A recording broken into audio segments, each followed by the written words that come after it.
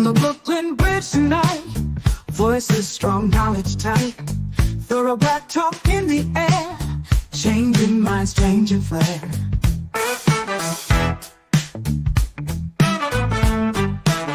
From Brother Tad to Sister Kate, warriors got things to say. Sister Marcia brings the heat, Brother Blacksmith keeps the beat. Revolutionary waves they fly underneath the open sky.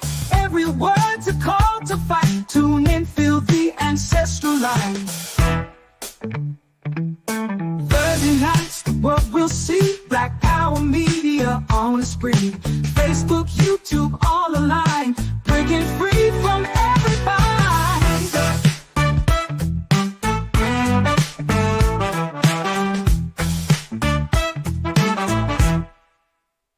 Social talk and politics, every voice breaks through the matrix. Commentary raw and true, for the many, not the few. Revolutionary waves they fly underneath the open sky. Every word's a call to fight. Tune in, feel the ancestral line.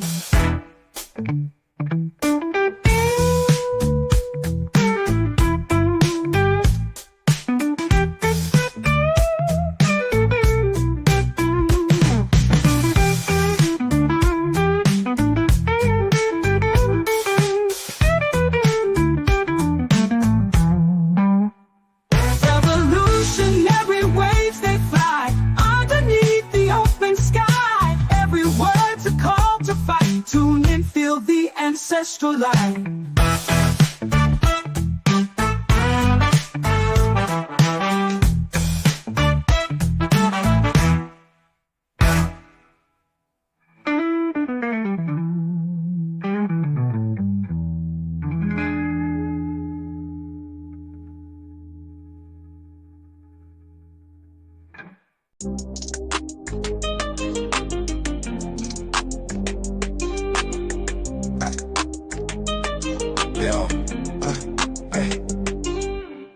Standing strong on the bridge tonight. We got dreams and we got fight. Voices loud in the city's light. Change is coming into sight.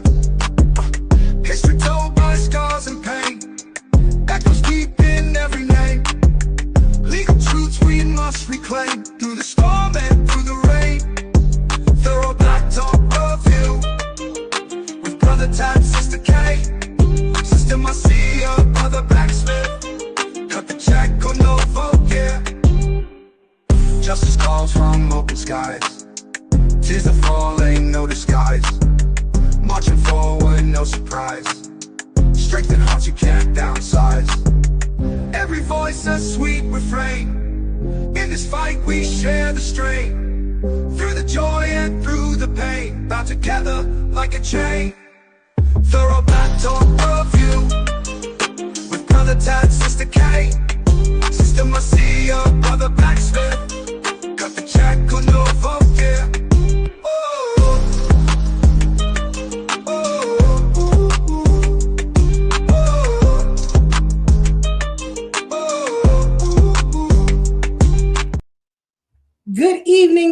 Good evening, family. Welcome to another edition of Thorough Black Talk with your Sister K Fighter, Brother Tad from the OG Wisdom Podcast, Sister Marcia, Africans on the Rise, and Brother Blacksmith from another galaxy, the Bronx, will be joining us this evening, family, along with our special correspondents, Sister Brooke and Brother Divine. Later on the check-in, it's going to go crazy on the Brooklyn Bridge tonight. So, I'm going to ask y'all to do me a favor. If you will be so kind, is to keep your feelings in your back pocket. Put your feelings in your back pocket. All right? Because we don't want no harm. We don't want no harm. We're going to give you some truth. We're going to give you some truth. You know, we had to interview some people who have traveled to the continent, and, you know, they let it all hang out. And of course, as you know, Brother Tad has visited the continent several times, so he's going to give his perspective as well. So before I give some shout outs in here, let me see if my brother Tad is ready. Are you ready, brother Tad? Welcome to the Brooklyn Bridge, the one and only from the OG Wisdom Podcast family. Brother Tad up on the Brooklyn Bridge. What's happening, brother? Peace, sis. Peace. How you feeling? Good. Gotta give you the love. Gotta give you the love. Gotta give you the love. It's greatly appreciated. My brother Peace to working hard. everybody in the chat. Peace to everybody in the chat.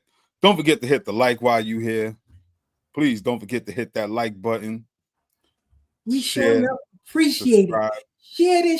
Share this. And special shout out to the playback game. We definitely appreciate you. Got another 300 followers this week. That's what I'm talking about, family. Keep it coming. Keep it coming. But share that love on Sundays with the OG Wisdom Podcast. You already know. They're going to give you the one, too. My brother been working hard, learning this AI stuff and, you know, how to get this business right. I tell you, every time you learn something, it's something new to learn. It's like, wow, hard to keep up, but we got to keep you young, keeps your mind sharp. Yes. You know. Sis, am I clear? Am I clear? You are loud and clear, my brother. Okay. You know, also more. Learning this stuff, you know, for those of you who use Chat GPT, you ain't seen nothing until you might mess with Grok. Grok AI 4 version is fire. That's what I'm gonna tell you. Mm-hmm. It's so much to learn, you know, because we are living in technological advancement. And unfortunately, Brother Tad, a lot of people gonna be left behind. In fact, I'm reading Brother Mbwebe Shangi has a new book. Hold on, give me 1 second. I'll be right back. Yes, get that book. Get that book. Let me give some shout outs real quick while my sister Marcia gets ready. Sister Marcia, you ready? Yes? Okay, she's ready. Africans on the Rise. Very own Sister Marcia up on the Brooklyn Bridge. What's happening, sis? Peace, family. How's everybody doing? Happy Blacktastic Thursday. It's good to see everyone once again on the bridge. Brother Tad, Sister Keisha, how's your week been? Any solar flare activities on your way? I don't know. We got to ask Black when he get up here. Yeah, I need some solar flares over here. Cool, warm up the weather a little bit. It was brick the day before yesterday. The day before yesterday was crazy.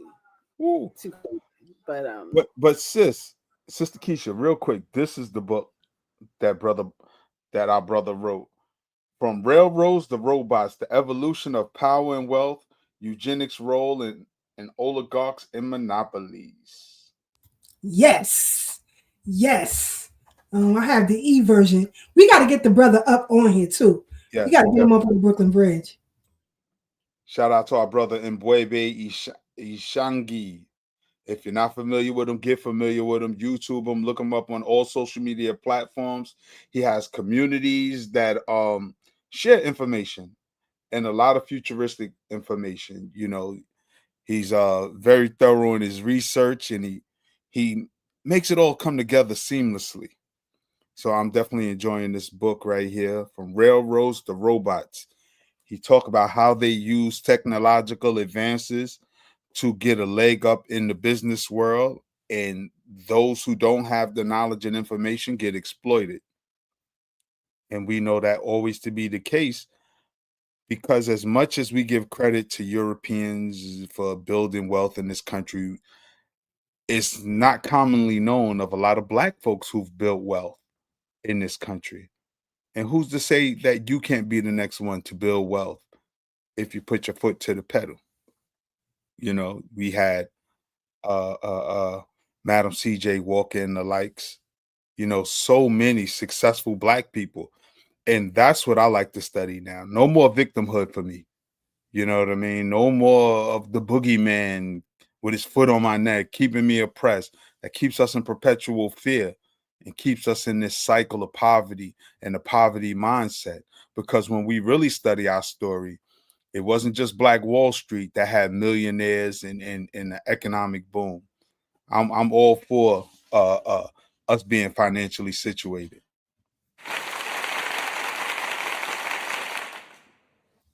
It's funny you mentioned that too. That's why we got to get the brother up here, because I've been looking at how to create my own crypto. But that's a whole rabbit hole, But I know he got the insight on how to create my own crypto, because for those of you who don't know, you can create your own crypto and use it as currency as any other crypto. And right now in this technological age, we have the ability. It's free market and free game. And, as Brother Tad said, we learn, we study, and we trying to take hold of this thing, not just take hold of it, but to get in front of it and being as creative as we possibly can in this age, in this realm, right? Because like Brother Tad said, I'm not with the BS no more. I can't hear it no more. It give me a headache. I know my sister Marcia, she's a little bit tired of capitalism in its current form. However, in its current form is how our ancestors built wealth in this nation. And so we can't negate that. But until we have a mechanism that we can control, we got to flow right within it and take complete hold of the opportunities that are in our hands right now. And FYI, I'm not a socialist. I don't believe in people getting paid and not putting in the same amount of effort I'm putting in. I'm with you. When you look at it though, in its current form, it doesn't work. No, it doesn't. It doesn't work. Ask the Cubans, go down to Miami, ask them. Ask the Chinese that keep fleeing here. And I heard a brother say, China is the future. Well, I beg to differ. Ask the people who are fleeing here. Talk to some of them who are fleeing here and let them tell you what it really is. And you have to understand how money works, and investment works, because all of these countries are intertwined financially, economically. They buy each other's debt, buy resources, flip resources. It goes back and forth. It's a funnel. And so you got to look at that. And I think people who say otherwise really haven't looked into that. But let's give some shout outs real quick. Shout out to our sister Farnessa. Welcome, Alabama, up on the Brooklyn Bridge. Thank you for that message back, Sister Farnessa. I told you I've been looking there in Texas. So, I like to be thorough in my research. So I thank you for that message back. Sister Farnessa be on it's TikTok starting trouble, y'all. She do. Big Russ 409. What's happening, family? What's good, Philly in the building? Aunt Marie, Uncle Jesse, Brownsville finest, up on the Brooklyn Bridge. Sister Aruba 927, Doggy Diamond TV, Mars. What's good, family? Sister Brooke will be joining us shortly, family. Get ready and buckle up. Get ready and buckle up. It's going to be heavy. Sister Marie, be more family up on the Brooklyn Bridge. What's happening? It's going down tonight, family. Our brother Devon. We got a special treat for Brother Devon tonight. We got a special treat for Brother Devon tonight. I'm going to hold that for later. Hold that. Yes. So, introduce yourselves in the chat. Get to know one another. Rock out. All the mods, guard the trolls. I like some of them, but just guard them. Don't let them get too reckless, okay? So, tonight's subject, family, is the truth they don't tell you. FBAs, harsh realities in Africa and the Caribbean. We're going to discuss that in about 8:30, 8:45, because I want to give our other guests time to get up in here. And I had a series of questions that I asked 10 people, all of whom do not know each other. Okay? Over here on Thorough Black Talk, we know everybody. But, excuse me, All of them did not know each other. And so the answers that they gave were quite interesting. Their first impressions, their reception and treatment, memorable moments, identity as a foundational Black American abroad, broader reflections, and what advice they can give to FBA who desire to travel abroad. Is Brother Black there? You ready, Brother Black? Uh-oh. Straight from another galaxy, our Brother Blacksmith is back with us up on the Brooklyn Bridge. What's happening, brother? Chillin', can y'all hear me?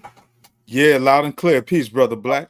Loud and clear. Peace, Brother Tad. Peace, Sister Marcia and Sister Keisha. I'm enjoying the commentary. I'm going to let you fly.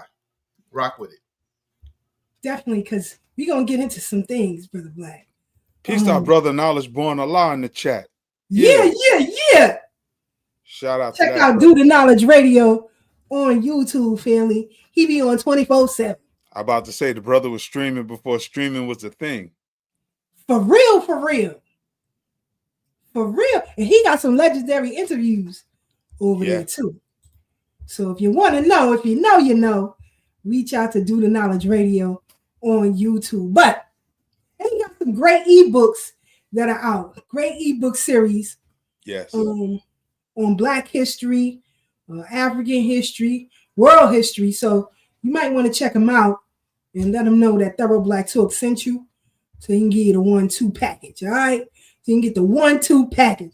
So, Brother Black, I'm glad you back, brother, because a lot of stuff has been happening. A lot of stuff has been happening. You just had another what you call a Senate hearing on extraterrestrial life, or at least that's what they say. That there is something that is headed our way, and they can't get a hold of it. They can't stop it. It has lights in front of it, but they've been discussing it, Brother Black. So, I've been missing you for the last couple of weeks to get into it. Also, this thing with Erica Kirk, her taking over, what's that organization that her husband ran? Turning Point USA. Yes. And her connection to a lot of, people coming up missing, So what's your thoughts, Brother Black, on that? On Erica in particular, or yes. Okay, well, it has been said that she was a Miss Universe pageant or Miss USA. I don't remember which one. She was a pageant lady, and she won a pageant sometime in the 90s or maybe early 2000s. I don't remember the details. When that was popping in the media back a few months ago, after he allegedly got moped. It was said that she went as part of her pageantry to Romania, and immediately after she got there, children started disappearing from an adoption agency or one of those type of places, and that they tied it to her, so they deported her, and that she already was familiar with Donald Trump before she even won the pageant. So people were saying it was rigged, blah, blah, blah. So in other words, I don't know her nomenclature. She could be a clone or like a deep cover operative. But what I'm getting from that is she's well connected, and she was part of that, like Laura Silsby did in Haiti in 2010 after they had their earthquake. So remember, that was maybe before the internet, if not, not when the internet is like how it is today. And so the story didn't get around, but, with exposure, with the type of shit that happened with Charlie Kirk, her husband, of course, people are going to look into your life and find those things. So as far as that's concerned, She's well connected. She didn't go to jail or anything like that. They just deported her. So I believe there's some smoke where there's fire. Yes, indeed. To hear what some podcasters are saying about her. Let's play this clip and come right back. Because also, I don't know if anybody else has been following or paying attention, but since this influx of migrants, more and more children are coming up missing. Now, I don't know if they're directly connected. I can't say neither here nor there, but I can tell you that there has been an increase of children, especially black children, coming up missing. I'm gonna play this and we'll come right back. Think is happening is you're going to see JD Vance's wife disappear soon. Some way, shape, or form. They're going to get a divorce, something. He's going to marry Erica Kirk and solidify the base. Wow. Mark my words. Because think about that. And also think about the other thing. I mean, the rumors floating around that now that Charlie's not there, they took the $150 million that they offered Charlie that he turned down. So is she supposed to be, yeah, I know what you're talking about. So is she supposed to be the leader of She is the leader. She's the leader Yeah. and the voice of Turning Point as of right now. Now think about Turning Point for a minute. Okay, since we're talking about the traveling tiny hats. They funded Turning Point USA as a street team, basically. They ran through the colleges and promoted the agenda. Exactly. Right? Yeah. So when Charlie Kirk got to a certain point and then started to question Dad slapped the shit out of him. Yeah. But now that he's gone, all the policies are reverting back to pre-Charlie talking shit.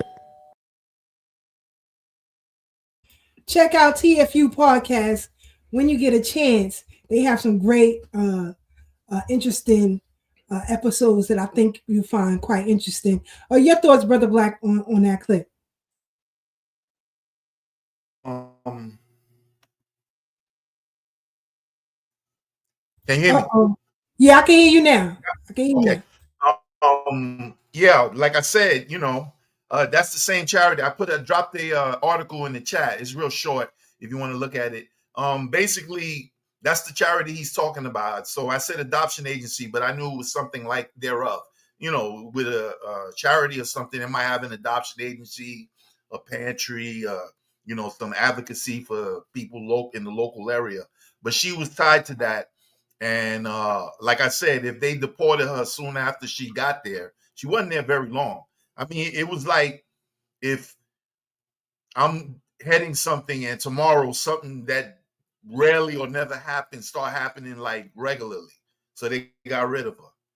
And to what I understand, none of those children were ever found as well. So more than likely sex trafficking or child trafficking. Interesting, because too, Brother Black, and I don't know if everybody's been paying attention lately, but there has been no talk from none of these Pan-African groups about missing children, except Empress Filet, who's always on it, missing Black women and children. Nobody says a mumbling word, but they claim their organization is geared toward children. How that work? And as we go into what we're going to talk about with Africa, how they treat children over there, not so good. Yeah. Child brides are still running rampant. You still have what you call that FGM that is practiced on Black girls in various countries. People talk about the Sahara Alliance, but ain't nobody talking about them girls who are being sexually mutilated in that region. You see? They don't talk about that. How they allow Chinese folks to come up in there and mess with their children. Nobody talks about that part, huh? While they talk about this place being a utopia. They negate that information. But, we're going to get into it tonight. We're going to get into all of that. Sister Marcia, your thoughts on anything before we move forward? Yeah, so being part of a few Pan-African group. I've never seen their focus be on children because I'm always for the children, and they're always like, maybe. I've never really seen their initiative geared for children. Their initiative is always geared for adults. Never even teens, never even college students.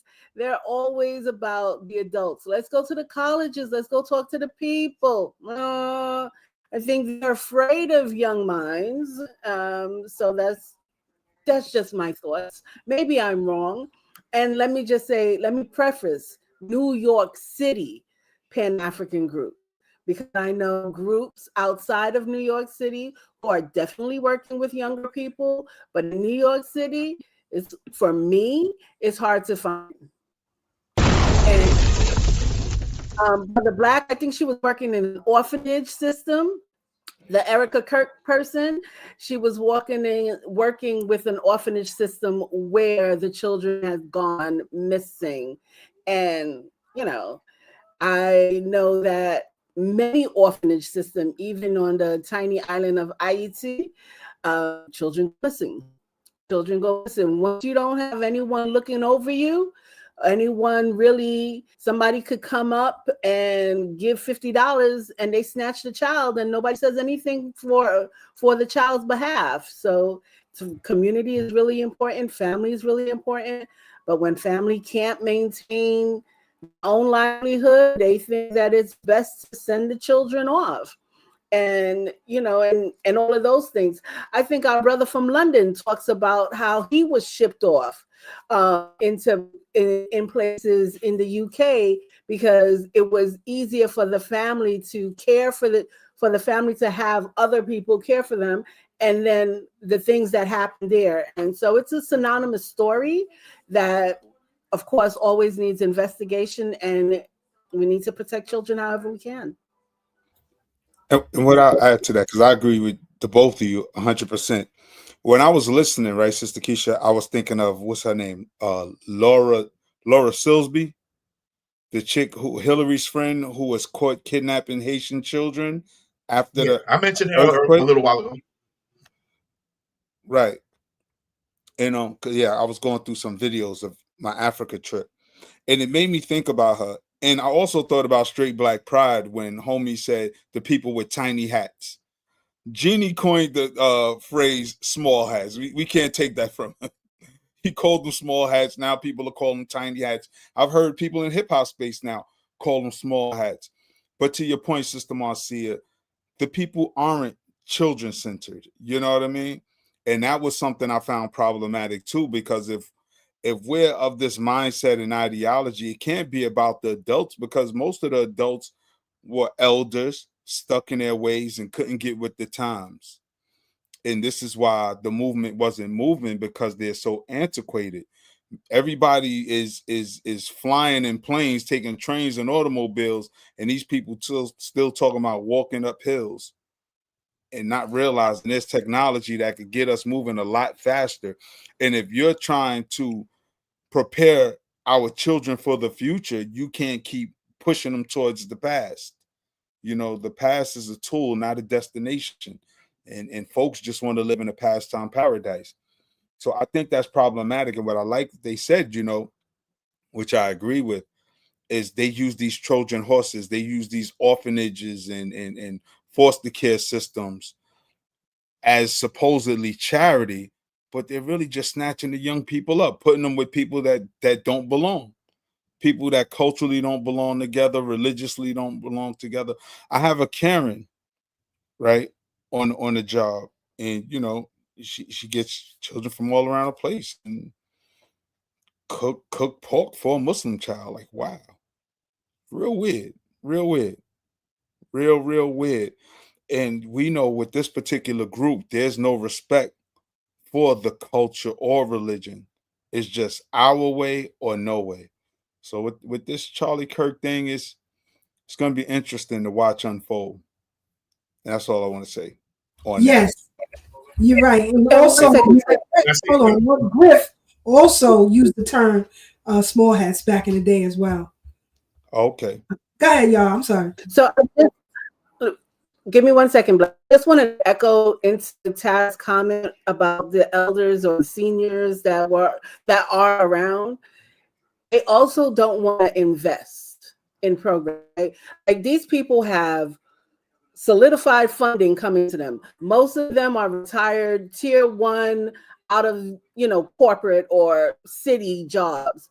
They could have done something. This is what I'm excited to hear about your coin ambitions, Sister Keisha, because this is a way to just fund $20 into something that's going to give back to the community. It starts small, and they didn't even want to do that. It was like, oh, you want my money? How do I know what you're going to do with my money? I'm an open book, and most people are open book. There are some people who want to keep all the monies to themselves and you don't know what's going on. But when you want to gain trust within the community, the only way to build trust is to start investing somewhere. And it's very hard. So, Brother Black? Yeah, I just wanted to say that, and going back into what Tad mentioned a minute ago, was as far as it seems like Faye Dunaway was the prototype for adopting kids internationally. Then we know Charlize Theron started doing it, Madonna, all these people.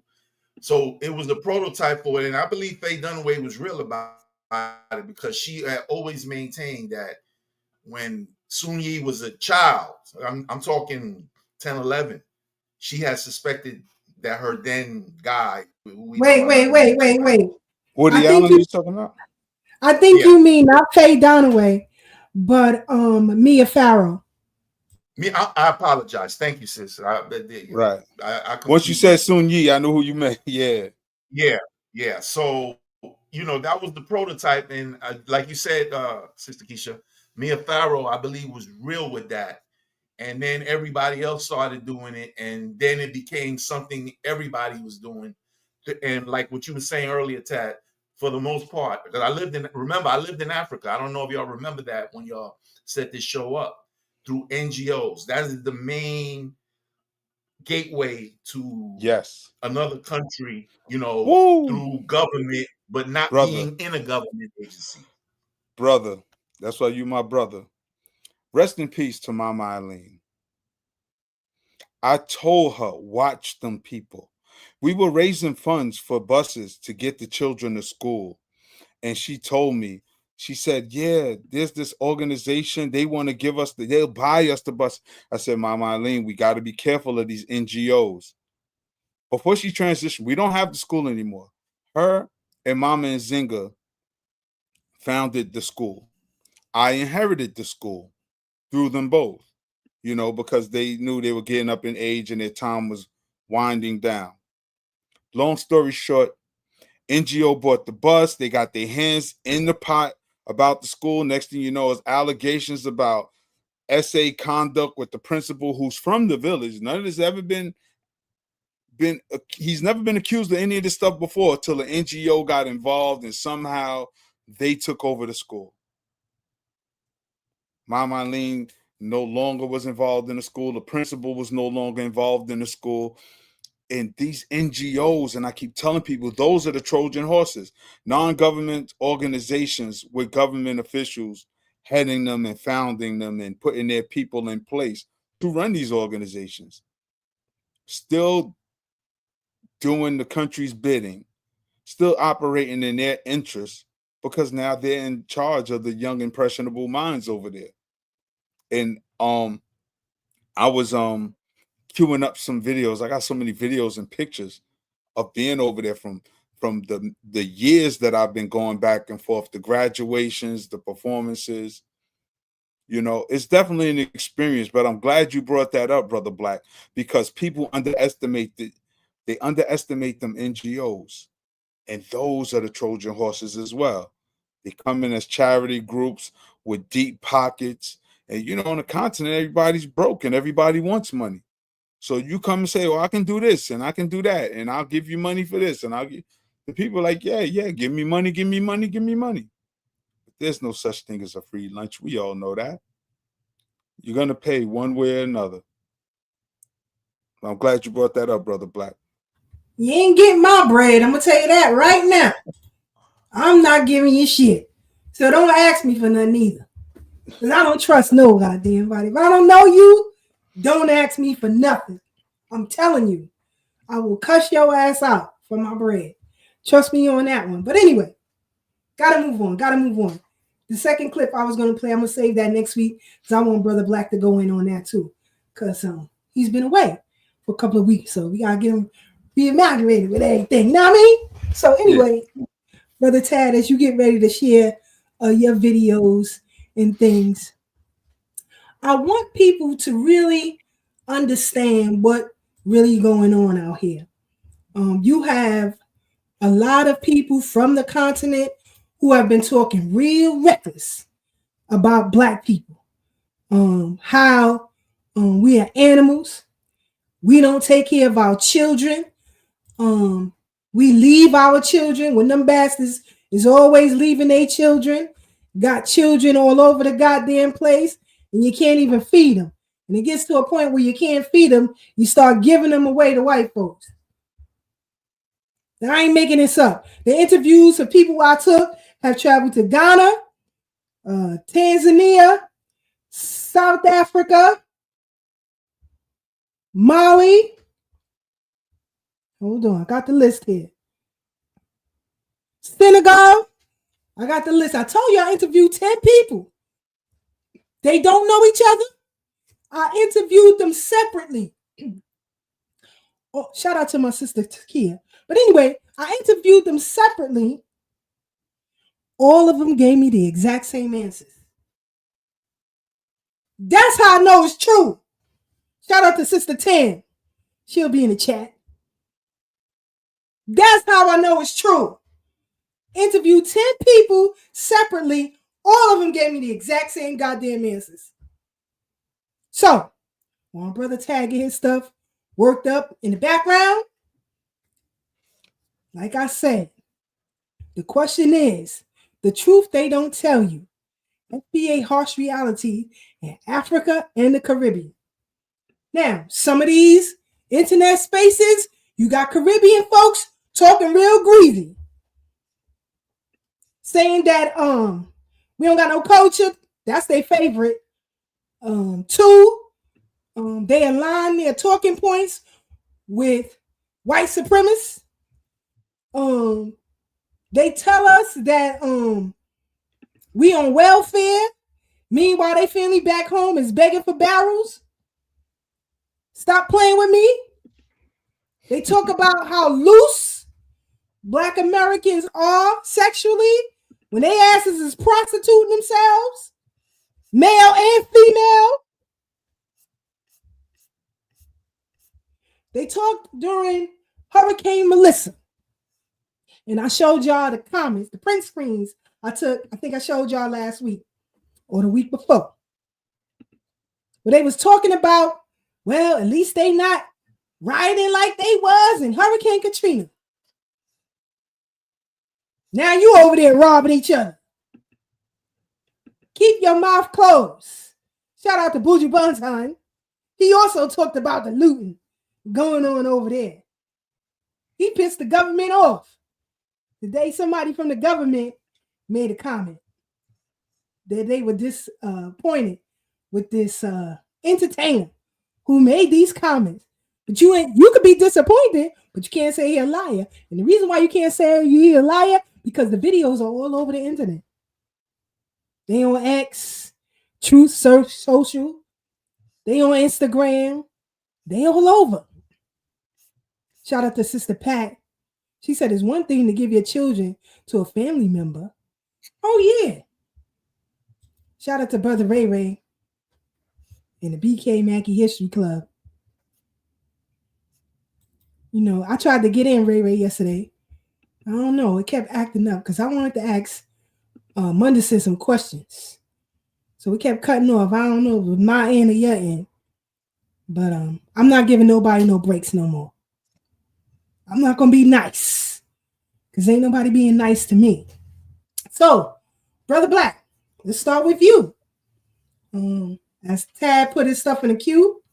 Matter of fact, while Tad get his stuff in the queue, let me see. Is Brooke, you ready? Uh-oh. Reparations. Freedom fighter up on the Brooklyn Bridge. What's happening, Sister Brooke? Hello. Hi, everyone. Hi, Brother Peace, Black. Sister How Brooke. you been? You were missed. And child, you was breaking it down. I said, what? She did what? Where? With who? And the kids? And so you were definitely missed. Hi, Sister Marcia. How you doing? One day you got to teach me how to farm. I really want to learn that. You know, I keep meaning to tell you that, but yeah. Hi, Brother Tad. Hi, Sister Keisha. Oh, let's Peace, get Sister Brooke. started. I'm ready to hear what y'all got to say today. You on mute. You're on mute, sis. Thank you. We're going to say a lot. Because it has to be said. Especially when you got people who are talking reckless about us, right? About who we are as a people. Not some, all of us. You know, this is the commentary. You know, they talk about black men being weak, black men being cowards, you know, and they over there selling themselves out to the white man. You know, just letting them do any old thing to them. You know, let's play this clip right here. Okay? I know y'all seen this flying around the internet. Look how this fool just don't say nothing while this dude come at him. This Caucasian dude go at him.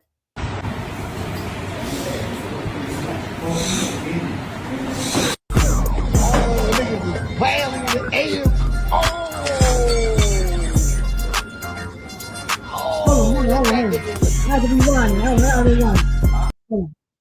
I got to rewind it. Because this dude is in jail. The Caucasian dude, the black dude, the African, is the officer. He gets in his face, put his hands up in his face, threaten him. Black dude don't say nothing. He quiet. He don't say a mumbling word. Then the white dude give him y'all know what that is, right? Didn't do a goddamn thing. But you say black American men are weak? They would have broke his vertebrae. Are you crazy? Could you imagine that or blacksmith in Africa and they do that to them? I'm gonna have to get the bail money up. Get the men. Let me tell you, I got some Africa stories. When I lived in Ghana, and whenever white people used to like get at Ghanaians, I used to air their asses the fuck out, and it'd be like, oh shit, this nigga talk like an American. You know what I'm saying? Because I tell them just like I'm on 125th Street. Yo, nah, get the fuck out of here with that. No, we're not doing that today. Get up out of here with that. I'm telling you, and I ain't even from here. What? They always like, oh damn. I never heard that shit. Nah, I wasn't having that over there. And all the Ghanaians be looking at me like wide-eyed, like, damn, he riding for real like that. They say we live in slums in the ghetto. Look at this. Keep your goddamn mouths closed.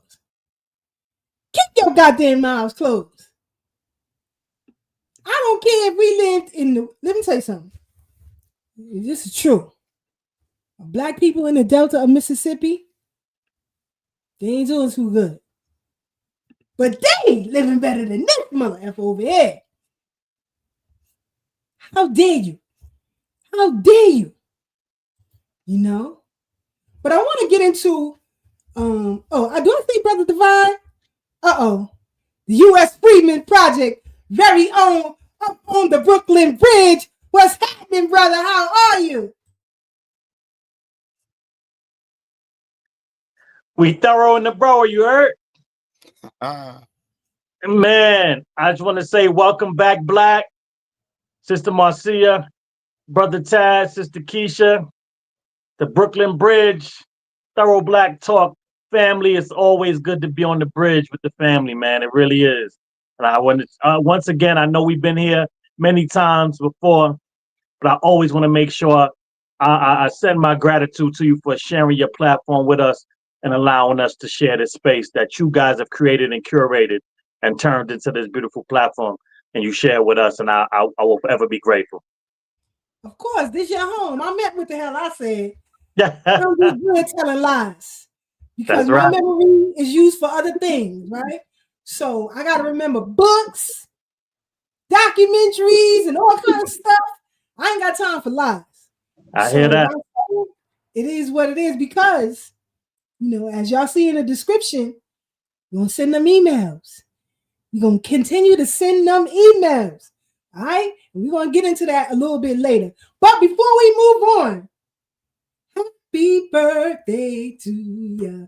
Happy birthday to ya. Happy birthday. Happy birthday to ya. Happy birthday to ya. Happy birthday. Go ahead, Wait, Divine. whose birthday? Brother That was Divine. my question. Whose birthday? Oh, happy Oh, birthday, happy Brother King Day, brother Divine. Divine. He's still a The minor. sun has rotated Oh, man. around you once again. Honest. Congratulations. I appreciate that. We made one more, right? Like you said, we made one more rotation. Happy You birthday, get big one bro. more. I appreciate that. Thank you so much, family. Thank you. No doubt. Happy King Day, bro. No doubt, no doubt.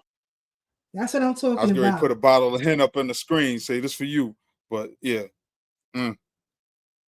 I just We told don't you want you're to a Shout out minor. to pop BX anymore. the Gatekeeper in the chat. Shout out to BX Network. Please follow her channel. Follow her channel, BX Network. A real journalist up on the check-in. What's happening, sis?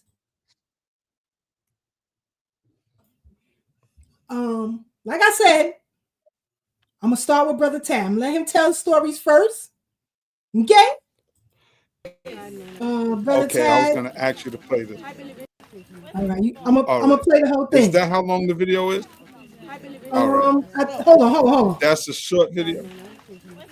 Because I got so many videos, and these are years old. She haven't worn glasses in so long. That sister is from. She's from Canada. The brother with the purple shirt on, that's our brother Phil. Okay. Just some dope people that came with me to the continent. That's Sister Larby behind me with the white hat on. She lives in Ghana, but she's Nigerian. Sister in the pink is from Jamaica. And I forget where we were. I think we was in Cocoon Park. Is that the name of it, Brother Black? With the bridges? With the foot bridges? You talking about where the alligators are and all that? No, not Hans Cottage, because that is in Cape Coast. This one is Cocoon Park. I don't know, with the bro. foot I bridges. never heard of it if it is. So I can't tell Well, you. I was all over Ghana. I was in Big Ada, Little Ada, Cape Coast, Accra, the Volta region. Yeah, I was all over the place in Ghana. You didn't go to Kumasi? Definitely Kumasi at the King's Palace Museum. We were there. That's where the art center is, where they do the kente and everything also. Got to know that they play an active role in the slave trade. They are now trying to follow this. It is too late. We'll take it for them. I concur. Can you put the volume up a little, sis? Because it's hard to hear. So it came together. The volume is up as loud as it could go. I want Tad just to describe where he is. Yeah, with these videos right here, this brother here, I think his name is Teti, and then the other brother, I forget his name. Both of these guys are doctors. These are in the dungeons. These are in the different dungeons. One is Elmina, I think the other is Cape Coast, right? Of 1844, which then allowed British to colonize Ghana for 100 years. I'm glad you started with these, Brother Tad. I had a question. Yeah. Now, when you visit the dungeons, as some tour guides have said, excuse me, the only people who get emotional are Black Americans. Yes. And In fact, second question, is there a higher price for Black Americans than people who lived it? Go ahead. yes and yes to both of your questions. In fact, they said Black Americans are the only one who come there and give the white folks hell. I have a pic, sis. This is just 3 videos I posted. I think I got at least 100 videos, at least 100 on my drive right here, at 100 a minimum, because I still have some in my phone that when I switch phones, I transfer the pictures from phone to phone, so I haven't lost any of them. I have the installment of Mama Nzinga, peace be upon her, and Mama Eileen, peace be upon her, when they was installed as queens. And I'm going to tell you the story about when they wanted to install me as a king, as a chief. But to your questions, yes, Black Americans, not Caribbeans, not Canadians, not South Americans. They said Black Americans are the only ones who come over there and give white people hell, because I got pictures of white people over there as well. And my group is always like, well, what are they doing here? I said, just as we honor our ancestors, they're here to honor theirs. Make no mistake about it. Make no mistake about it. So a lot of our folks cursed them out. Fuck y'all doing here? Which y'all came for? And it's real crazy, because also to your second question, yes, it's in broad daylight. Ghanaians, you pay this amount. Non-Ghanaians, you pay this amount. To me, that sounds like delineation. They specifically give their group a discount. Specifically, if you're Ghanaian, give me 50 pesos. They don't call them cents, they call them pesos, and they call it dollar CDs. But if you're non-Ghanaian, so that means even if you're a Nigerian, even if you're from next door from Burkina Faso, you still gonna pay more because you're not Ghanaian. And when you go to these dungeons, I think everybody should go at least once. Get the feel of it. You know, we all have our own sensibility. We all have our own perspective on how we see it. But when you're around there, it's fishing villages, it's poverty, it's not developed. I haven't been to Ghana since 2019. I know every time I went, they were building new buildings. I know the airport was updated, it was more modern, but you are reminded that you are not African, continental African, however you want to let it be known.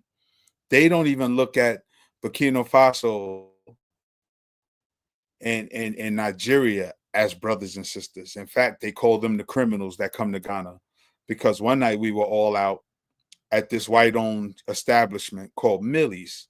It's an outdoor bar. It's a beer garden. You go there, play pool, drink your drinks. They have dancers there, like African dancers. They open up with a little African drumming, African dancing. But then, as soon as that's done, and I swear to you, they put on Mobb Deep jail movies and they promote the negative images that we received over here. And I felt bad, right? Because I'm like, damn, I come all the way to Africa and I hear this same music that polluted my mind and the minds of my friends when we were young people, that caused so many of my homeboys to get murdered, rather deleted, in the US. And here I am in the motherland watching them get the same programming 20, 30 years later. Because I'm telling you, they had on some movie about jail with nothing but black men, pictures of criminals, but then the music they're playing is they just playing gangster rap. And I was like, damn, come all the way to Africa to feel like I'm back on Fulton Street. But then this is the nightlife, right? You see the prostitutes out there, and they were Nigerian girls. They're from Nigeria, little children begging from Burkina Faso. And I got pictures of all of this stuff. I got the pictures, but it's so much. I said one day I'm going to organize it all and put it together, because I got the bad side, I got the good side. I got the beauties of the park. I got the paved roads. I got the little shanty houses that they lived in, the beat up roads.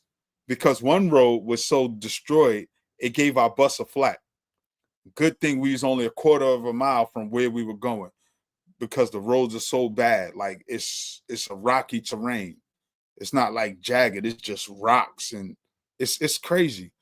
But nonetheless, it's an experience that I wouldn't deny nobody. I would encourage people to go. Don't take my word for it. Don't even believe the pictures. You have to go and see for yourself, even if you just call it a fact-finding mission. But you are reminded that you're not Ghanaian. They'll call you brother and sister for the dollars. But meanwhile, you see East Indians, Chinese, and European people on those planes in droves. So yeah, just be mindful. And it's a lot more, but I'll save some of that for later. You know, a friend of mine, good friend, who said she visited Gory Islands in Senegal and had the G check some crackers over there.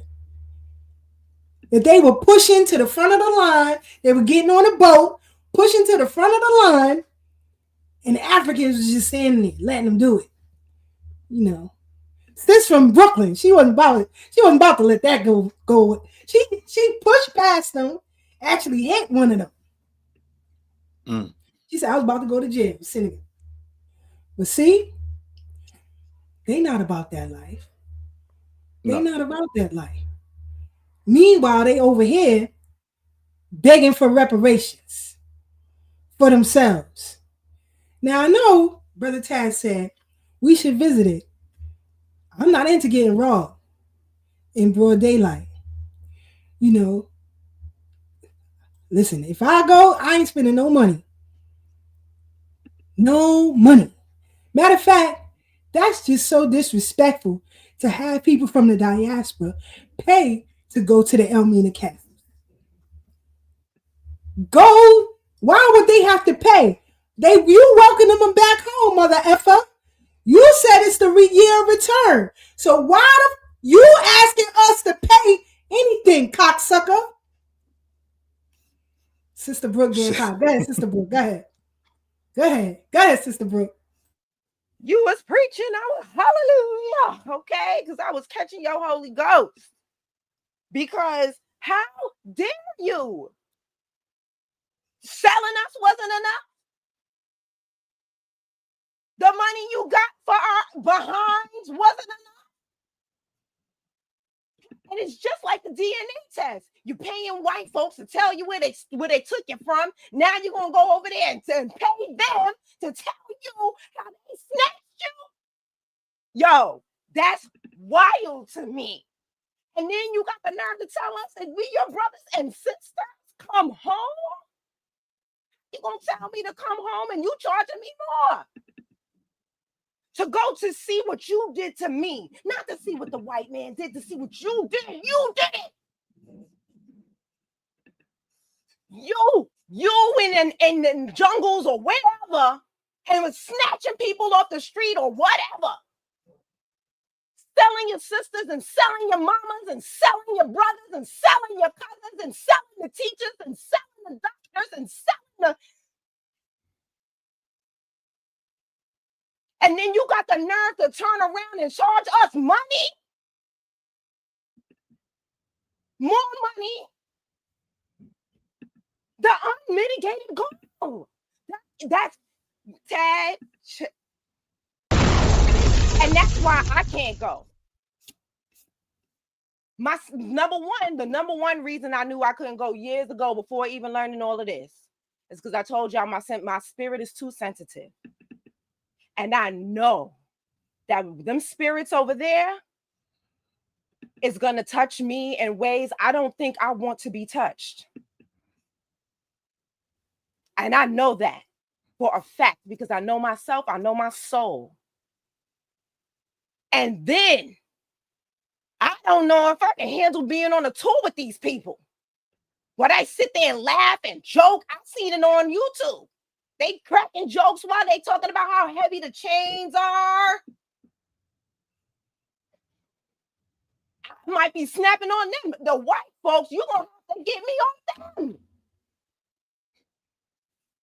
Y'all. Let me let Sister Brooke calm down. Go ahead, Brother Tad. This Yeah. is the castle. Go ahead. So this is one of the images. I don't remember what castle this is. I believe this is Elmina Castle, rather dungeons. I don't want to call them castles, call them dungeons.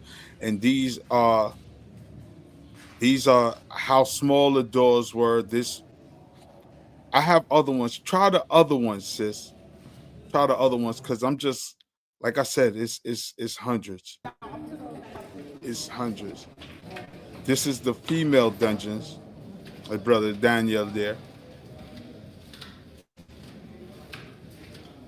Yeah, these are the dungeons because they kept the men and women separate.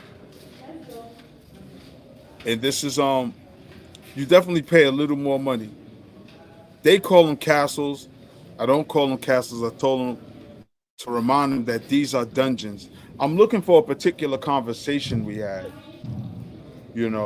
about Africans being involved in the kidnapping and selling of our folks. I had a lot of good conversations. A lot of good When you look at conversations. those, excuse me. I also heard from the 10 people that I interviewed is that there is a barrage of vendors who rush you to buy goods. And that when you don't, some of them follow you. One sister said that her tour guide got into a fight with a shop owner because he told the group they had to get back on the bus. There was no more shopping. He had to fight them. This is a female. Yeah. This is a female who said they were followed to the hotel. Yeah. Oh my God. Said that, I think it was Senegal. She definitely didn't feel safe. Definitely. Sister Keisha, you're telling my story. No, you're telling my story because this is an actual fact. And in fact, in the year to return in 2019 was the last time I was there. Now, mind you, the first time I went was 2016, then 2017, 2018. 2019 was the quote, unquote, year of the return. It's my last time going there. However, what you said is 100% true. Brother Black, you know how far Kumasi is from Accra? Brother Black. Yes, I do, Brother Tad. What's the point of you asking me that? How many hours is that drive? About at least 3, 4. And some of the road is rocky. I think it's about 5 hours. Yeah, at least 5 hours. 4. Yeah. Okay, go ahead. 4 to 5 hours, right? Here's the point to ride on what Sister Keisha put down. First of all, it's the year to return. We in Kumasi. Everybody's hiking the prices up on my group. I'm telling everybody, don't buy it. That's too expensive. They like, Brother Tad, everybody's saying the prices are the same everywhere we go. I said, no. I said, when you go to Times Square, will you buy anything from there? They was like, no. I said, exactly. They're hiking the prices because it's the year to return. One of the brothers recognized me. He said, oh, that's Brother Tad. All of them came, bum rushed the bus. Gave everybody a discount on everything. Everything they were saying was $80. They was giving them for like 20 Ghanaian CDs. And they was like, wow, I can't believe I got all this stuff. I said, I told you it's cheap and I'm here every year. They remember me. But this the point I was making, Black. We were in Kumasi. We drove back to Accra. And I swear I am not lying. I put this on my mama name. God bless her soul. They beat us to Accra. When we got back to our hotel, them vendors had all their stuff laid out, still trying to sell stuff to us. They literally stop the bus. They surround the bus. They surround the bus, beg on the windows, like, please, please, just give me something. Give me something. I was giving away T-shirts I ain't even washed. He was like, get that. I said, yo, here, you can have this shirt. You got to wash it, though. And it's like, yo, you know, but that's why I realized how fortunate we are, too, you know, not to have to constantly beg. Not No, to, because water. my friend said the exact Yes, same thing that you're saying. Everything that you're saying, they said. Excuse me. So I know that's it what to I'm be saying. factual. You hitting it on the head. You hitting it on the head, because I couldn't believe, Sister Keisha, they drove all of that way just to still try to sell us more stuff. Like we just left you in Kumasi. Kumasi is not up the block. It's not around the corner. So I'm like, damn, who drove all the way to Accra? And then they got to go back to Kumasi because they was from Kumasi. And like Brother Black said, them roads are bumpy. It's crazy. They got speed bumps on the highway. How does that work? They got speed bumps on the highway. And on the on the side of the road, the road, big folks still be having hella accidents. yeah. Yeah, because they have no guardrails. They have no guardrails, so there ain't nothing to run off the road. And of course, you doing 60, 70, 80 miles an hour. What the hell you doing with a speed bump in the middle? And it's real like that. And like he said, the accident still happens. People still lose their lives in traffic. And it's just the desperation that exists too. But that's why I find it insulting when folks come here and disrespect how we move, our way of living, when we literally built this place that I keep telling people, stop giving white folks credit. We built this. We had societies before they came. That's why even with calling it the year of return, I knew that wasn't factual. They keep talking 1619. I keep telling folks that's the British rule. Don't act like the Dutch and the Portuguese and the Spanish didn't have a hand in the what is known as the Mayafa, the Great Suffering. Don't act like it was just the British. The British just had the colonies, and they were all fighting for the land, all fighting for us, fighting over us. Stop it. No, I didn't. I really didn't tear up. I'm not a crybaby. I'm sorry. I'm sorry to say it like that. I don't really get emotionally charged too easy, you know, but you definitely feel the suffering in there, because in fact they put you in the dungeon and they turn off the lights for about 5 to 10 seconds. And then just imagine being in there for months with no light, no water, not knowing where you getting shipped off to. So it's definitely an experience. And then to see how the dungeons operate, how the owners literally got passageways down to the females, down to the males, down to the children's dungeons. That any given night when they want some action, they just go down the little trap door. I got a video of the trap door somewhere in here too. Like I said, I got tons of videos. So a lot of things that we hear about them having trap doors to get to the dungeons, to get easy access for their own pleasure, all of that is true. They got cannons on the dungeons, but they pointed outward because the Europeans was fighting each other over the cargo that they were planning to steal. Brother And of Tad, can course, I ask we you a know. question? No, Sure. finish, please, and then I ask. Oh no, I was just saying that the cannons are pointed outward because the Europeans were fighting each other over who was going to steal the cargo, who were going to steal the humans that were stolen and kidnapped from the interiors of the continent. When you watch Roots, remember who grabbed Kunta Kinte? It was black folks. But remember, they were wearing European clothes. And one thing, you go back and look at Roots again with a more conscious and more aware eye, you'll see the Moors were involved, you'll see the Europeans, and you'll see continental Africans were the ones who knew their way around the villages and around those places. And they were the ones snatching other Africans, passing them off, walking them. In fact, there's a place called the Last Bath. I forget if it's in Cape Coast or by Elmina, but it's about 30 miles from the dungeon. I think about 30 miles, maybe 3 miles. I know the number is 3. The number It's 3 it's sticks in my about head. 3. It's not 30. I know what you're talking about. I was Yeah. there too. Right. I just know it's because they call it the Last Bath from when they marched them from the interior. You go to the Last Bath to this river. They wash you up before they put you on display. Because I was in Palava Hall, that is in Elmina as well. And if I'm not mistaken, I believe Mama Ya Santua was held captive in Elmina also. You know, it was I would bug Mama out. Ya Santua. You cut out lights on me and all that. It's gonna be a fight. Listen, I don't play them kind of games. You know, I don't mess with the spirit realm. They don't mess with me. That's all I'm saying. Yeah.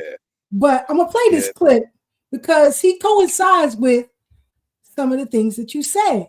Now, I got this clip off Instagram. I don't know this dude. Let's play this and we'll come right back. Hold on. My first time ever out the country, it wasn't even no resort for real. It was just like right off the Cape Coast. It's called One Africa. They let people steal from. They came into our cabin, took our bread. And in order for us to find out, they took everybody in the community and was like, "Yo, so and so stuff is missing. Help us find it." Well, been somebody stole it. Mind you, we walking through the whole resort, pissed. Everybody stormed, bone rushing and shit. Like, what the fuck happened? Who the fuck know what? They take everybody that's people that we accuse and they put them under the shrine. Basically, it's like when you put a broom on the neck and the broom cuts you somehow on your neck, then you guilty. But if it don't, you're not guilty. You get to go. One of the people I was with, he was like, "Man, that's bullshit. That's how they get tours." Like, we was getting pimped almost. Like, they was making it seem like this how they really get down. But I go in the room and it's just me and the guy I was with from Timmer. We in the room, like, surrounded with everybody, and they needed gunpowder and black pepper. So, you know me, I'm from Chicago. I'm like, bro, I ain't finna go back there, bro. Like, nah, it's all y'all, just me and him. Hell, the fuck no. Y'all want gunpowder? No way, no. I'm not going back there. Fuck that. He like, man, just get up. No, bro, we don't do nothing like that. Blah, blah, blah, blah. You know, it's not that. It's not that. Like, what?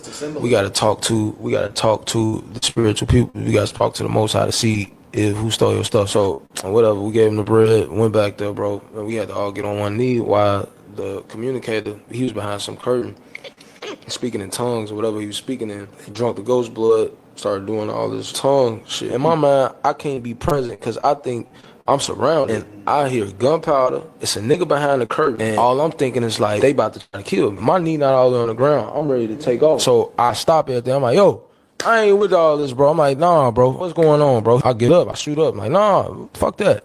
What's going on? They, bro, you gotta stay down. We talking, we communicate. I'm like, nah, bro, what's going on? They, man, nothing's going on. They assured me nothing going on. I still get ready again, and I'm like, all right. They finish up. They tell us the people that we thought took it did not take it, but they know who took it. The person that took it is close to us. It's called One Africa. They was working with the people that helped steal the money, finessing us. They got $4,000. To them, that's 40 racks, bro.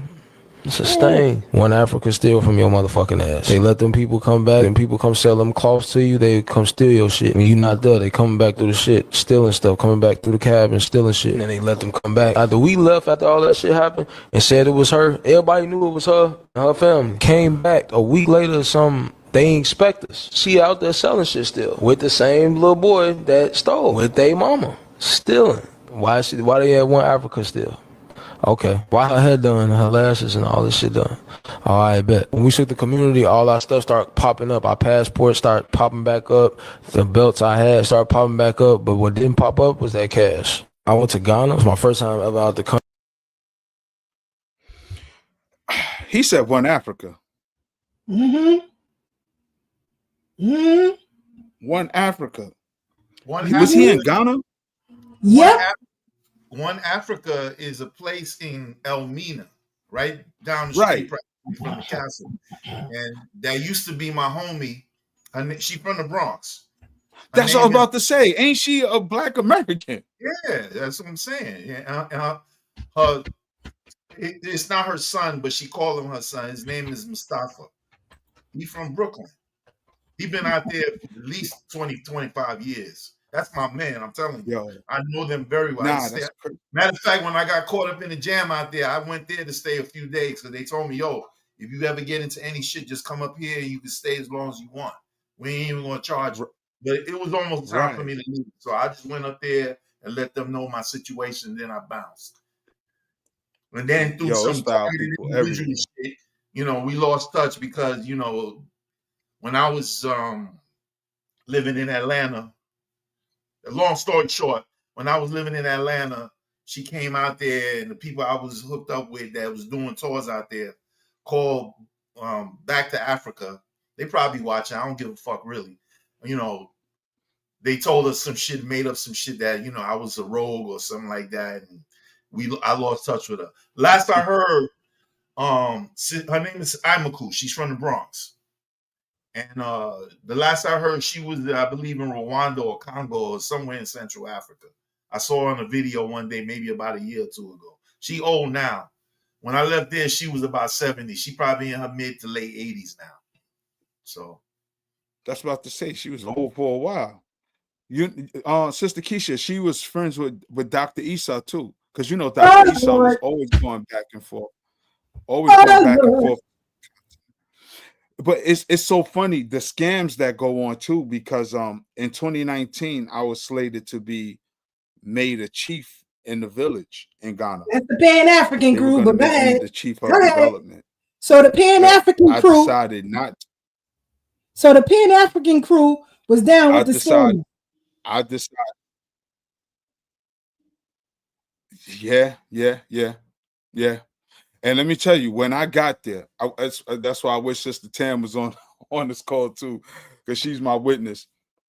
When I got there, I barely got out the cab. They bum rushed me. Come on, Brother Tad, we got to get your stuff for the ceremony. I said, what stuff I got to get? We got to get your slip. I got slippers. We got to get you this. They said, you need $900 right now. Yo, I ain't been there for a half hour yet. And they wanted damn near a band. And you heard what homie said, right? They caught him for $4,000 US. So that's $40,000 in their dollars. So if I'd have gave him $900, he'd have had 9 bands real quick. Because one of our dollars, 10 of their CDs at the time. I don't know what the exchange is right now. But I thought it was crazy. So they were just like wolves. And I'm from Brooklyn. Like I know a scam when I see one. I could smell it. And I was like, you know what? I'm not even going to do it. And Mama Eileen, God bless her, she said, Tab, why you don't want to do it? I said, I got too many responsibilities right now. Got a lot going on right now, you know. But I didn't want to bust her bubble because I realized she's an elder. She's an elder that was out of touch with what was going on at the time. Because even then, she would ask me why people don't come back the following year to Ghana. And I had to tell her, I said, Mama Eileen, people are paying thousands of dollars on this trip, and they're not coming to stay in poverty because the places we stayed were not very nice. It was only like 1 or 2 hotels. And in fact, Brother Black, Hans Cottage was something that I stumbled on my second trip to Africa and said, yo, you got to incorporate this hotel because it was clean, it was well kept. Some of them joints was like the old hotel on Fulton and Clawson. If you know anything about Bed-Stuy, Fulton and Clawson, where the crackheads used to go smoke crack. You know what I'm saying? It was a hotel like that. And I'm like, nobody's paying thousands of dollars to come here and live in poverty. I get it. You want to bring money to the community, but that wasn't the way. Sister Keisha, I'm telling you, it just, a lot of places just wasn't nice. The good thing though is that since Mama Eileen had relationships with the families out there, nobody stole our stuff. Every time we left the hotel room, it was locked up. All of our luggage was locked in one particular room, and there was a guard to watch the door. So, you know, our stuff was protected. But to that brother, I know exactly what that brother mean, because they let us know that there's a lot of thieves out here. They will take anything you have. And in fact, I deterred some who was following my group. One day we was out at a festival called Asafo Tufiyami. It's called Warrior Gunfighting, where a lot of the different families and tribes come together and renew the peace treaties they had for over 100 years. So every year the families come, the chiefs all meet, and they renew the treaties to keep the peace. If you don't show up as a tribe or a chief or something, that means you're not honoring the peace treaty, and that could cause a conflict. Yeah. Crazy. We're gonna play these clips and we're gonna come back with Brother Divine and Sister Brooke to get their perspectives on what they've heard and seen thus far. Let's play these clips. Talking greasy about us. These motherfuckers are on a train smoking crack.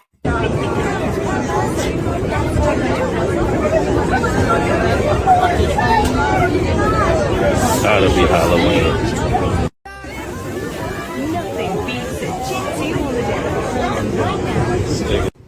Everybody on that and when they not smoking crack, they treating white folks like this.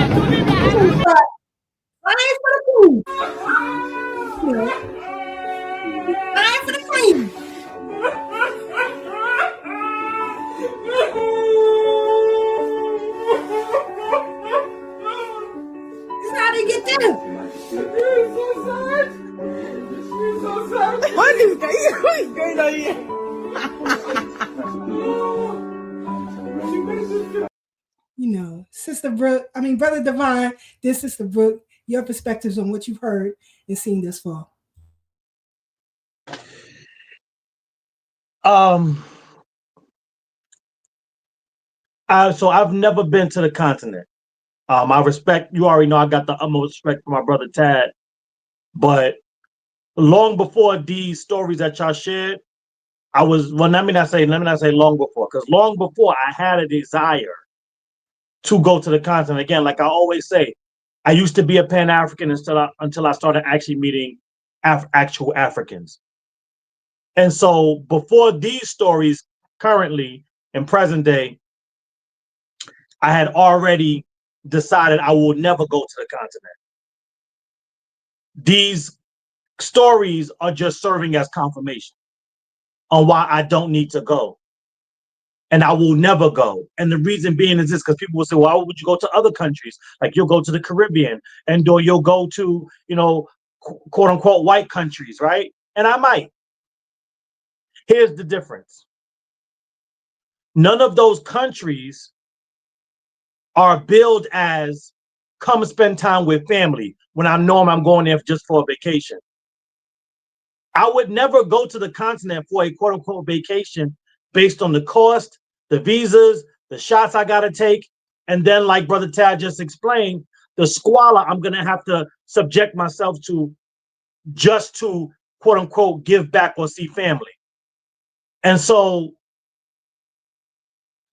it makes sense though. And again, this is no shade to anybody. I know Sister Marcia looked like she stepped out or maybe had an internet connection issue, but this is no shade to our current Pan-African. Oh, she's back. And those that identify as Pan-African. But what is becoming evidently clear to me as a recovering Pan-African is that it makes sense on why Pan-Africanism is full of empty symbolism. When you look at what's done on the continent, from continental African to Pan-African, and even based on what Brother Tad just stated about the ceremonies, from continental African to continental African, based on your tribal differences, all these things are empty symbolic rituals. That's why when you ask them, hey, what's your culture? Right? Because we don't have one, right? So what's your culture? They start talking about some dances where the women titties and asses is out, but because they got on cultural garb, it's supposed to be okay and it ain't ratchet. But if we do it, it's ratchet. That's one. Two, we're talking about a language that nobody speaks outside their village. They're talking about food that nobody wants to eat outside of their village. And then all the little symbolic rituals that they claim mean something when we get there or when we encounter them. And this is how you stay in contact with the ancestors. And we do this to show honor. And we do this to show praise. It's all these different things that don't amount to shit, excuse my language, when we start trying to apply them to the real world and what a culture like ours brings to the world. When we talk about value and things that you want to emulate and things that you want to copy and things that you want to claim. And so I've never been, like I said, to the continent. I'm never going. I'll state that plainly here now. But I did go to Peru. And when I went to Peru, there was a very similar I guess, as setup like what Brother Tal was showing in the videos. And they had the same narrow, entranceways and dungeons. I can't remember exactly where I was at in Peru. I could probably find out exactly what city in Peru I was at because I went to multiple cities at that time during that stay. But in this particular one, they had, because of the way in which slavery was outlawed and governed there, they couldn't do it out in the open. So there is a plethora of underground mazes, like underground pathways and things that look like exactly what Brother Tal was showing in the video. And it would lead out to the coast, to the beaches, where they would get the slaves and then march them into this castle, this fort underground, so people couldn't see them, so they couldn't be charged because there was a penalty at that time. But to just connect with Brother Taz said, they did the same kind of thing where they took you to the dungeons, right? And they will close the door, and obviously there's no lights. Back then it was by candle, but it's just pitch dark. And what I would say is, to the same way as Brother Tad just said, now I'm definitely not a crybaby at all, but certain things do get me. And I will say one of the things that I experienced that did bring tears to my eyes, and I say that with no shame, but this one, when they closed the door, you could feel the heavy, like it was a heavy spirit on me. And a number of the people in the room, after we left, said the same thing. You could almost feel the despair, right? You could feel it in the air. And I want us all to just remember that what Brother Tad showed, because this is important, and this is why I'm never gonna go, and I'll take a breath on this one. Everything that Brother Tad showed, from the dungeons to everything else, outside of the scamming and outside of the hustling that they do, everything that was done in Elmina dungeon was done by other continental Africans. We need to really let that sink in, let it sizzle, because we understand the horrors that the white supremacists put our ancestors through in various ways in multiple countries, throughout the diaspora. But what happened in Ghana was done by other Africans before they sold those other Africans to the white supremacists that came and took them to the various locations. And so the main reason, above all others, that I'm never going to the continent, and I've said this before and I'll say it again, you sold my ancestors once. You do not get to sell me twice. I don't want nothing you offering. And I'll leave it there. You had a lot of dope points, and you did remind me of some things too. First, I want to say, me going to Africa was during my Pan-African days, and I'll be honest with you, that's one of the things that turned me off about being a Pan-African, was my constant trips back and forth to the motherland. Realizing that we're the only ones who really practice this Pan-Africanism. Realizing that the people here in the U.S. weren't serious about being Pan-Africans, because I told everybody, yo, come with me to Ghana, come with me to Ghana. When you going? Going back next year. This is what you need. That's it. The folks weren't serious. So why should I be more serious about something nobody else is really serious about? It sounds good to have all this knowledge, say Dr. So-and-so said, I read this, I've been here, I went there. Me and Sister Keisha, lock and step. We did all that. sat at the feet of the master teachers, met with Dr. What's her name? Arikana. Like we did it all. We did it all. We did everything we were supposed to do as Pan-Africans. Did the youth group. We took Sister Keisha, we took the children to the museums, right? We had a busload. We took the children to the museums. We was teaching this history, teaching our story. We was doing our thing.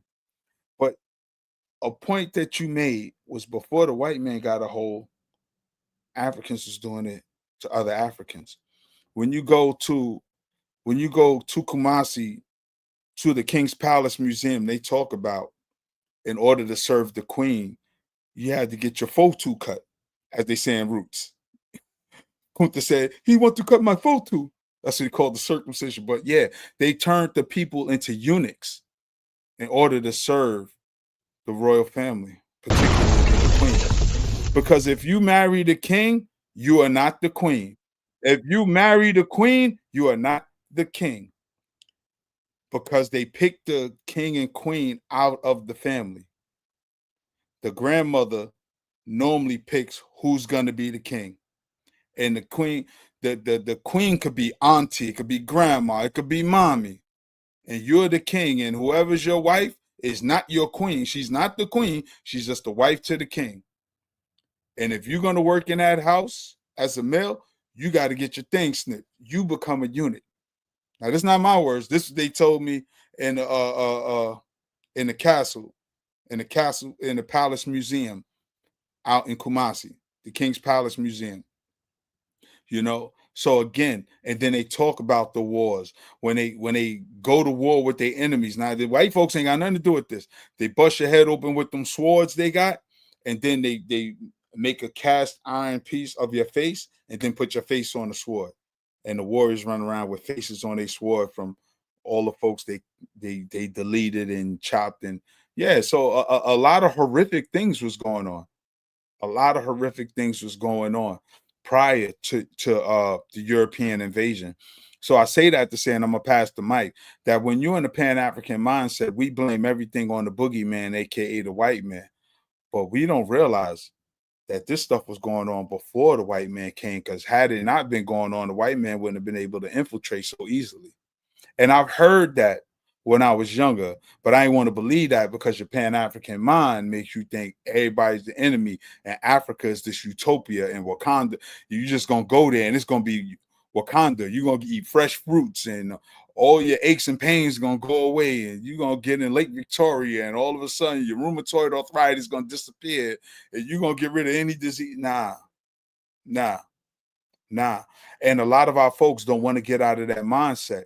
And the sad part, right, Brother Devon, and I'm Pastor Mike, you really got good spirited and good-willed people in the movement. The sad part is almost like church also. You got good people, but they're just blinded. But I realize folks need something to believe in too.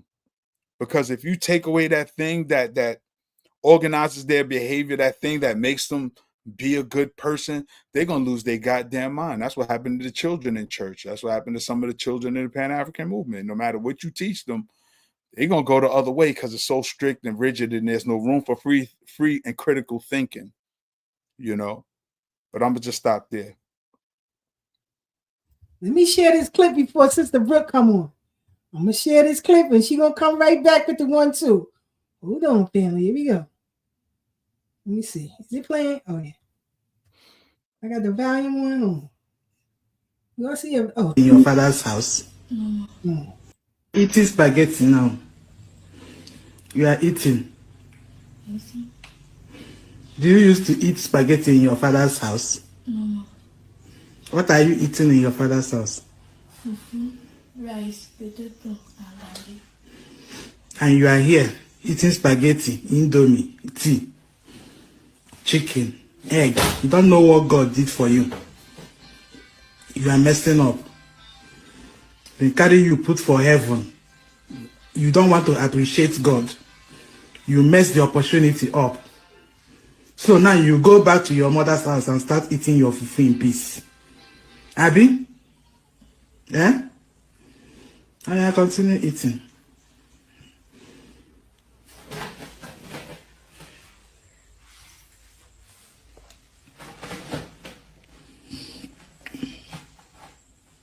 They enjoy. You enter my house, they enjoy. You know, appreciate God.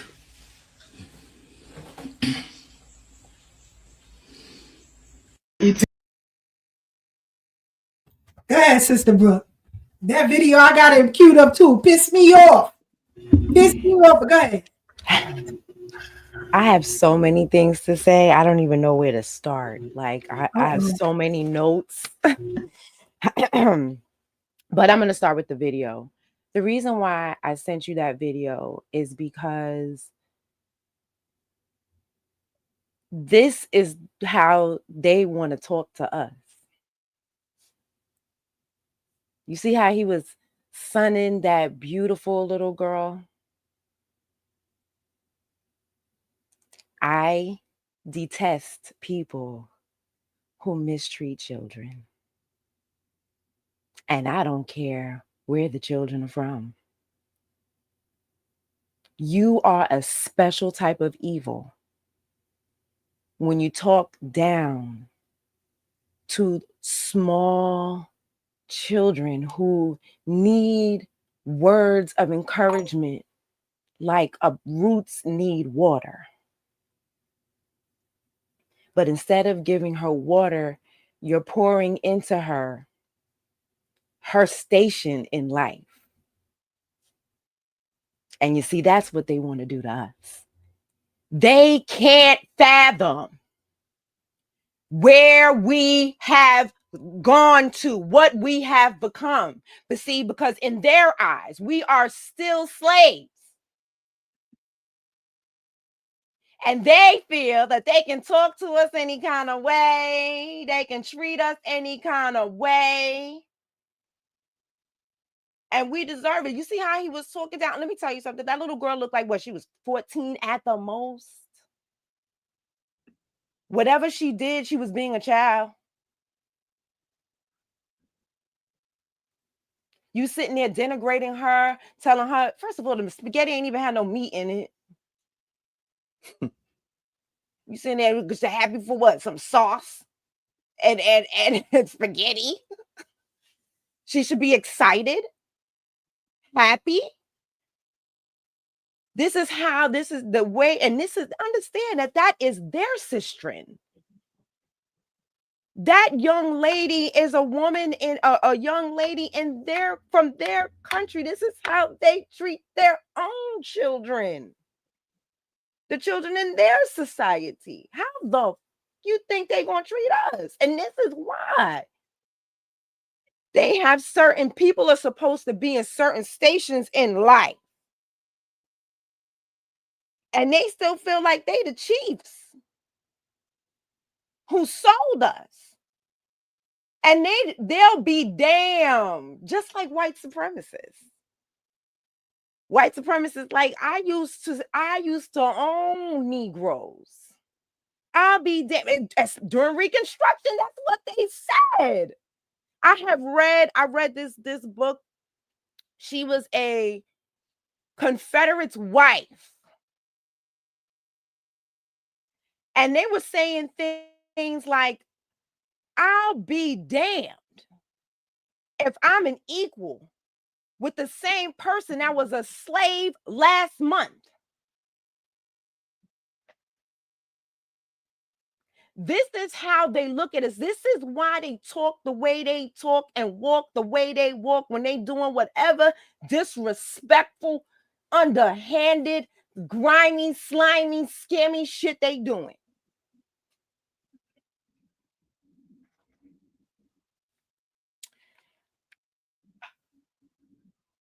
Back in the day, when I was like maybe 12, a bunch of my mom's friends, somebody my mom knew, went to the continent, and they were never the same. And I don't know what happened to her there, but my mother is, everybody, I've told about my mom before. My mom is a very strong believer, right?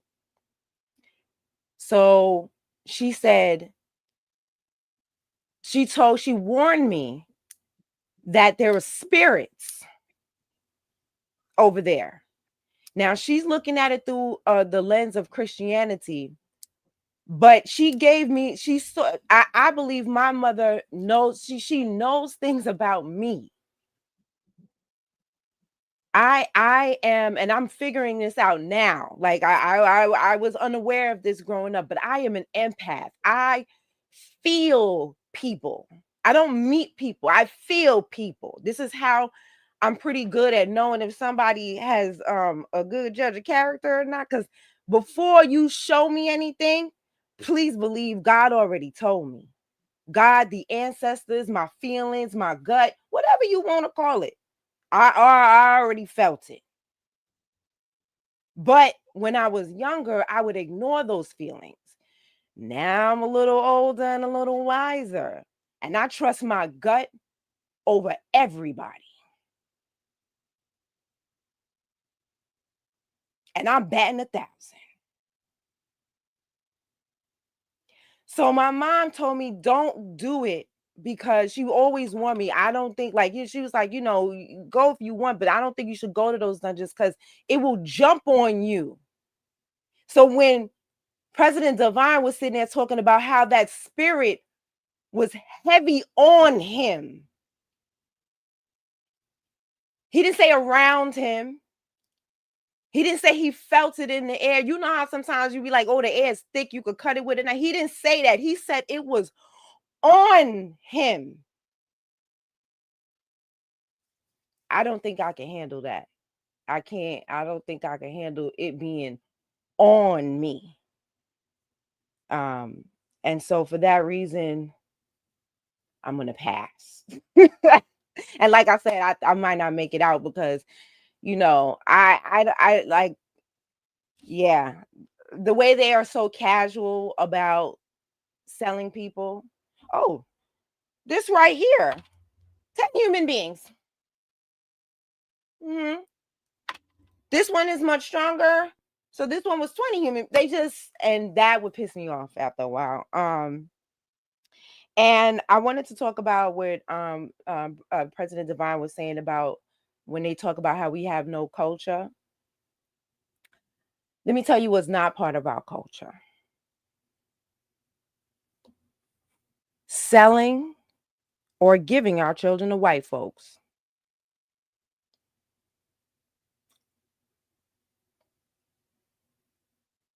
That ain't part of our culture. What else is not part of our culture? Selling people, period, is not part of our culture. We over here trying to keep people from being sold. We got people like David Ruggles, who was born free, but spent his life helping people emancipate themselves. Think about that. You have a culture of selling folks. We have a culture of emancipating ourselves and helping others emancipate. Think about that.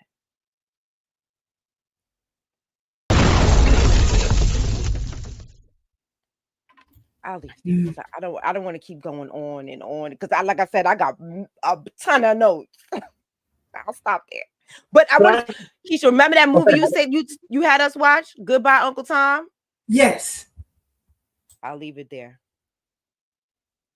And if you haven't seen the docu-film, Goodbye, Uncle Tom, I suggest you check it out. It's available free on YouTube. Hey, Sister Keisha, that's not fair. Hold on 1 second. That is a very triggering movie. You got to warn these people out here about that. Yes, that's true. That's true. They need a trigger warning on that. That's true. Just let them know.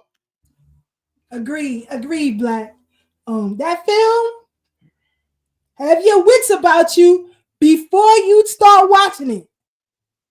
Everything that you think happened during the slave trade, you gonna see. Especially when they picked up the baby and I ain't saying that part, but I'm just telling you. Everything you think you saw, think you knew, You're going to see. There was, in 1972, some Italian filmmakers came across some journals of former slaveholders in America. And they wrote and based the film on those journals that they found in 1972. Okay? It's going to blow your mind. You got to have your wits about you. Okay? Especially if you emotional type. You know what I mean? You're going to have your wits about you. But speaking of children, come over here. Let me sign it. On behalf of children. Okay?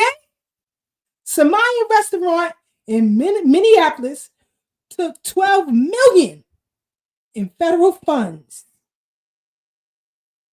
Child payments. They said they were feeding 4,000 to 6,000 kids a day.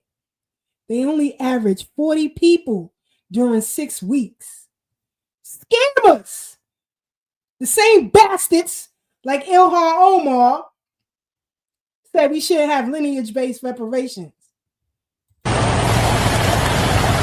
In December of 2021, the FBI installed a surveillance camera overlooking this building just off Lake Street in Minneapolis. At the time, it was Safari Restaurant, which overall took in $12 million in federal child meal payments through Feeding Our Future.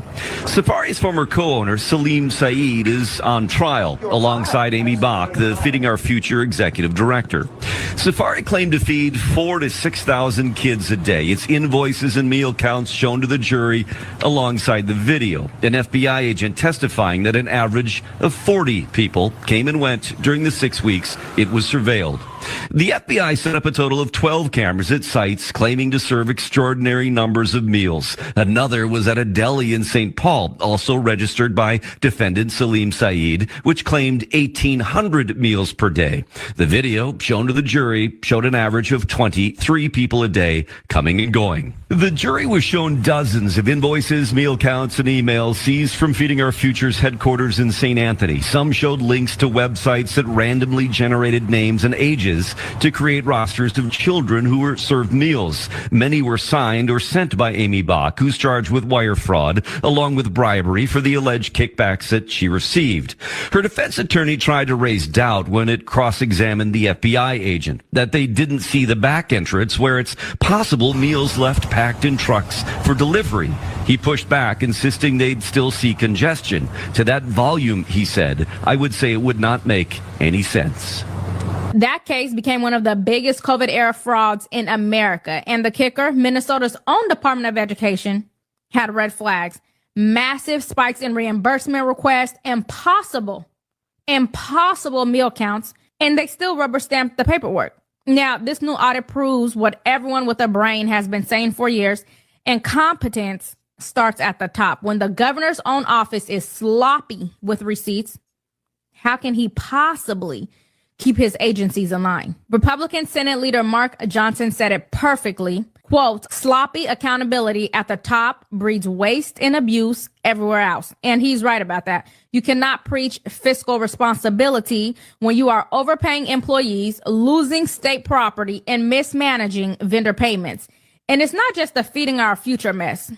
We've also got the Autism Services fraud case, another multi-million-dollar scam in the same state, involving clinics billing for therapy that never happened. And to make it worse, some of those same providers were linked to the Feeding Our Future network. It's the same pattern: inflated invoices, non-existent oversight, and zero accountability.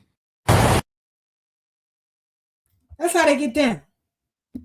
That's how they're getting down. And fraud is running rampant in Minnesota. Go ahead, Brooke. You know who else is doing the same thing here in Brooklyn or in New York? Small hats. Oh, yeah. The small hats. They stay doing that. They stay. Mm-hmm.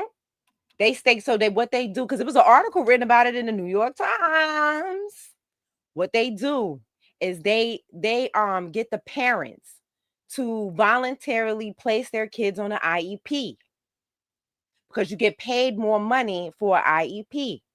For IEP students, for those of you who don't know, who never worked in schools, you get a certain amount of money per student from the state, right? Or from the city, the Department of Education, that's the city. So from the city. And charter schools, Department of Education, even their schools, I forgot what these schools are called. And so they get a certain amount, but you get more money for each IEP student that you have. So what they were doing, like I said, they would contact parents of children without IEPs that do not need IEPs, and they tell them to encourage them to get an IEP for your child so the school can collect more money. And this is called Shivas or something. Yeshivas, I think that's the name of the schools, if I remember correctly. Don't quote me on that. Yeshiva, there you go. Yeah. And so that article was written in New York Times. So they're not the only ones doing it, but they wrote one article and I never saw anybody go to jail. I never saw any prosecution. I'm just saying.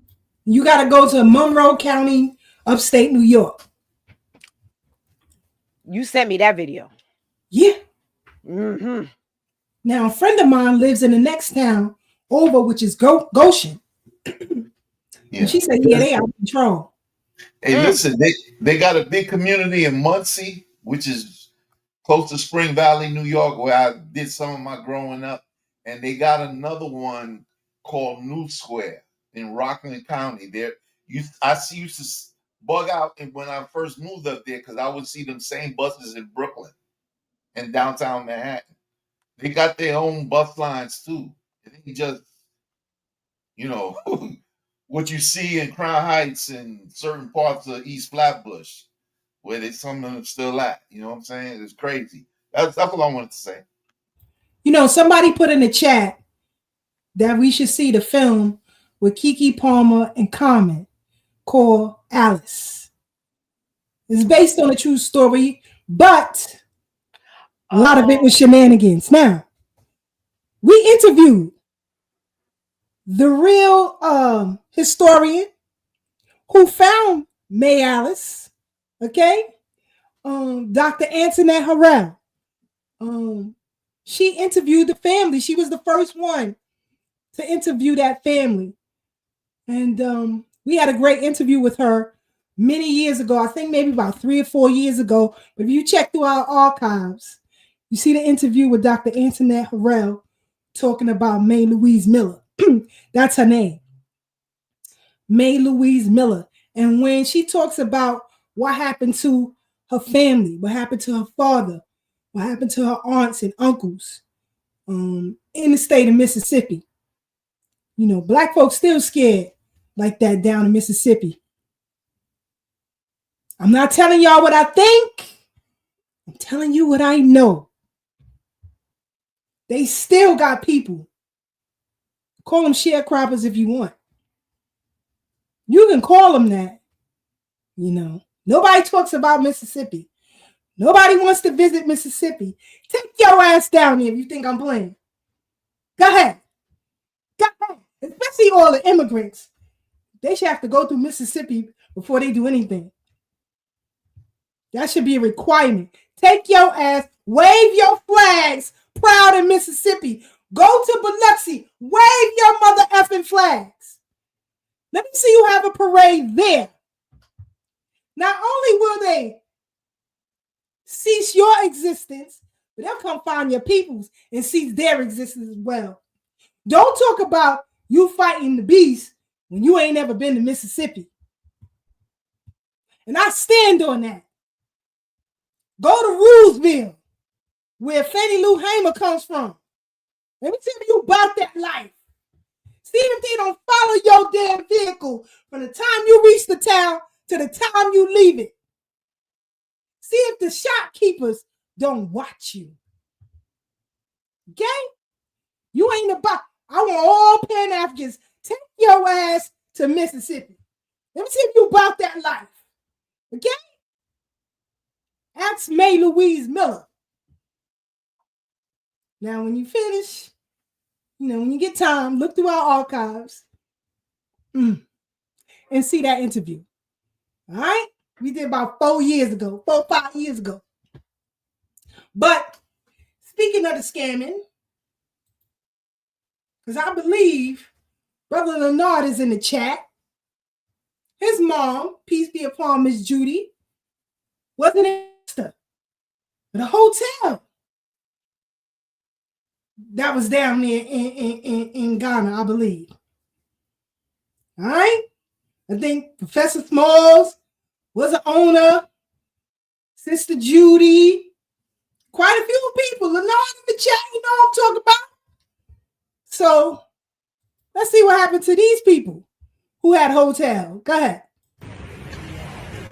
We were driving past this place, so this is Cape Coast. Not quite sure what's happened. They've just come and knocked somebody's building down, just like that. It's crazy. So apparently the people who sold the land to him are saying his lease is up, but we all know he hasn't been here for as long as they're saying. They're saying 50 years is up, but we know he hasn't been here for 50 years. And people are looting it, like looting what they can out of the building. They're trying to steal our roofs and the sidings and stuff. So what, they just turned up, no notice? This morning they turned up. I wasn't here early when they turned up. Right. Our people were cooking in the kitchen. They turned the electric off, and then they started dismantling the building. Wow. They took the grates, that building right there. Yeah. That one, yeah. The building right here that's destroyed right here.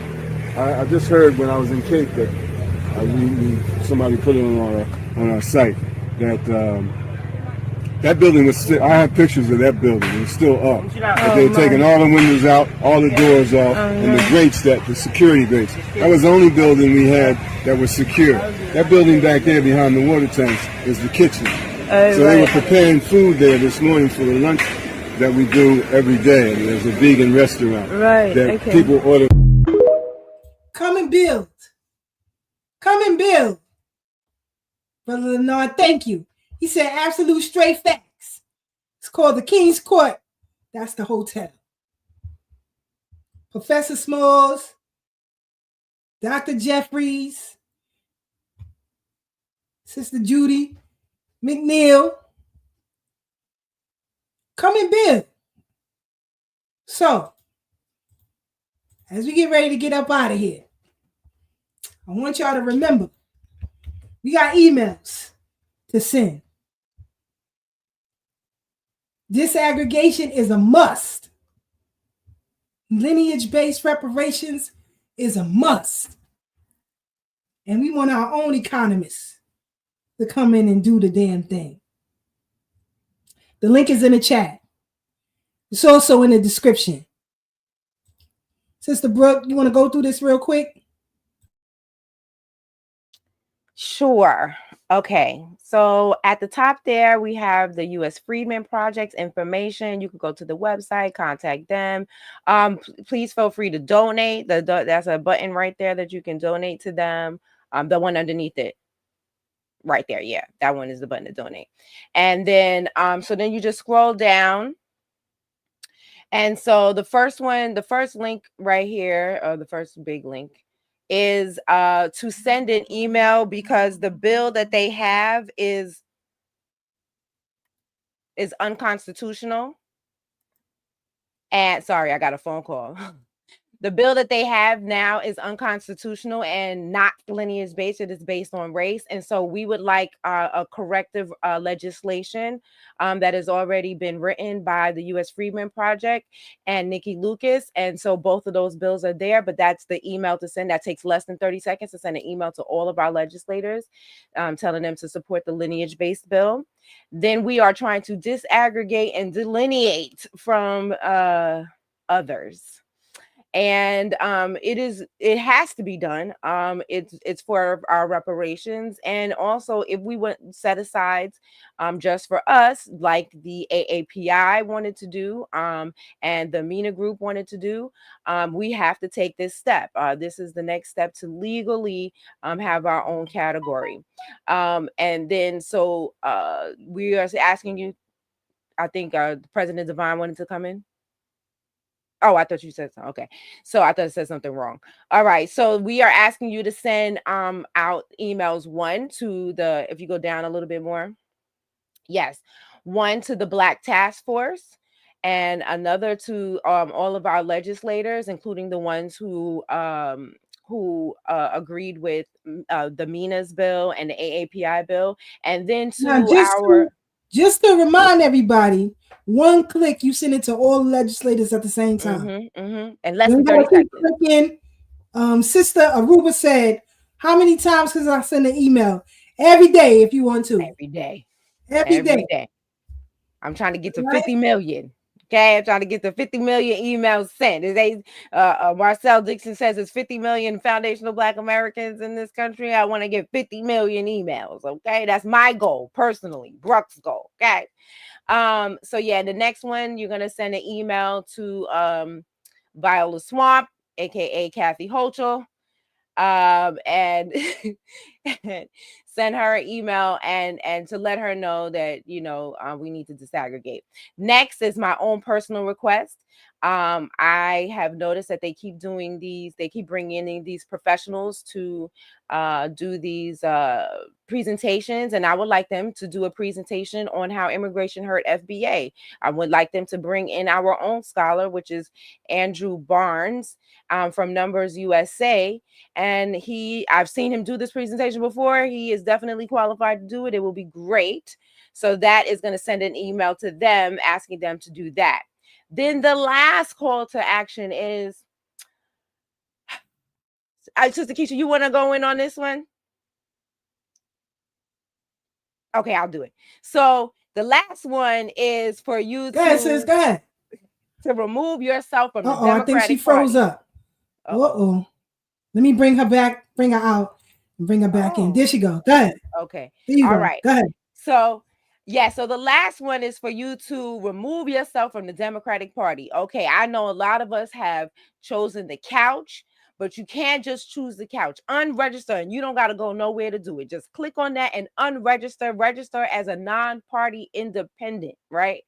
And that way the Democratic Party can have a membership number of 0, or maybe just all the people at CNN. Okay, and that is it.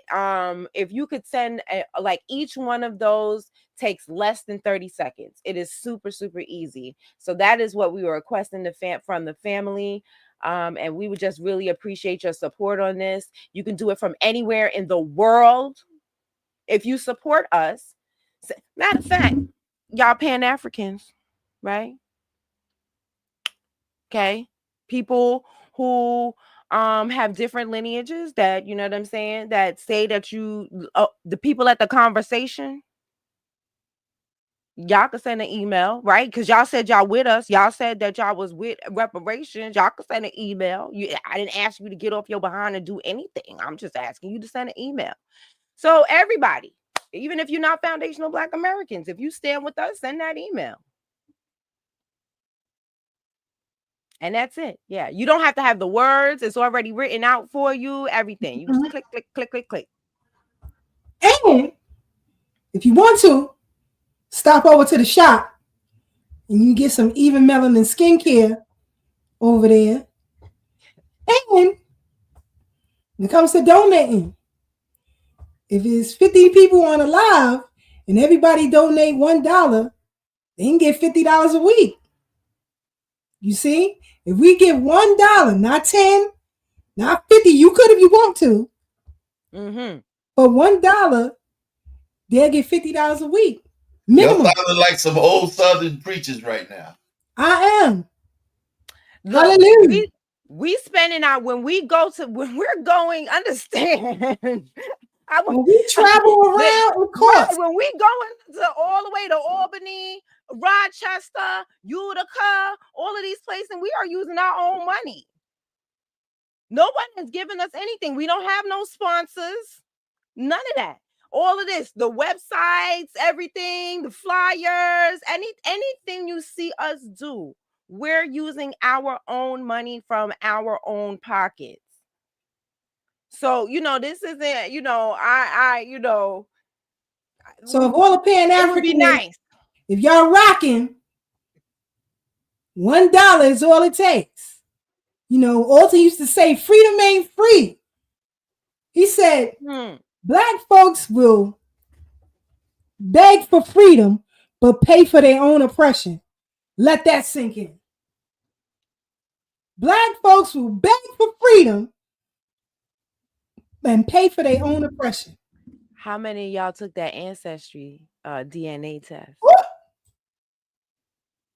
How much you paid for that?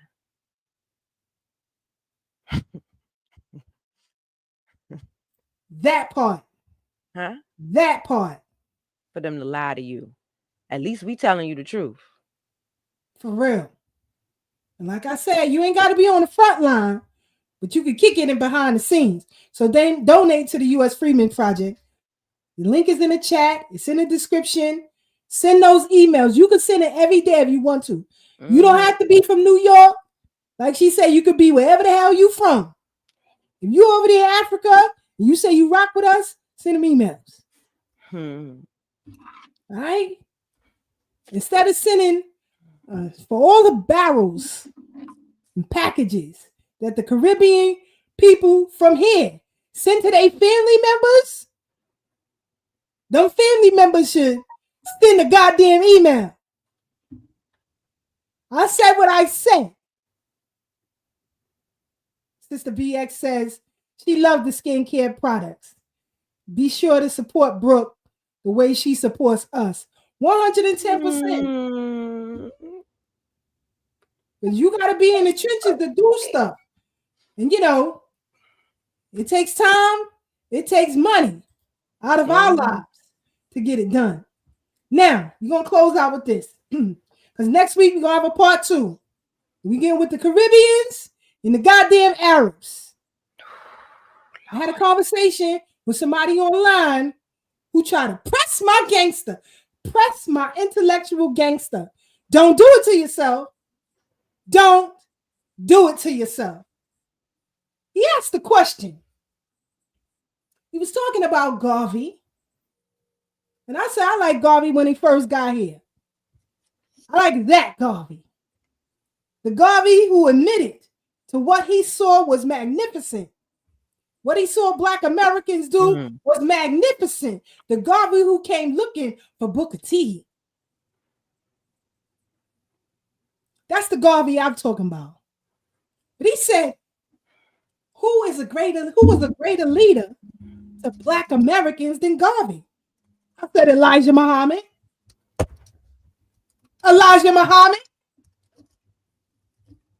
Still to this day. Don't play with me. That FBA man from Sandersville, Georgia. Yeah. And you know, it's kind of tricky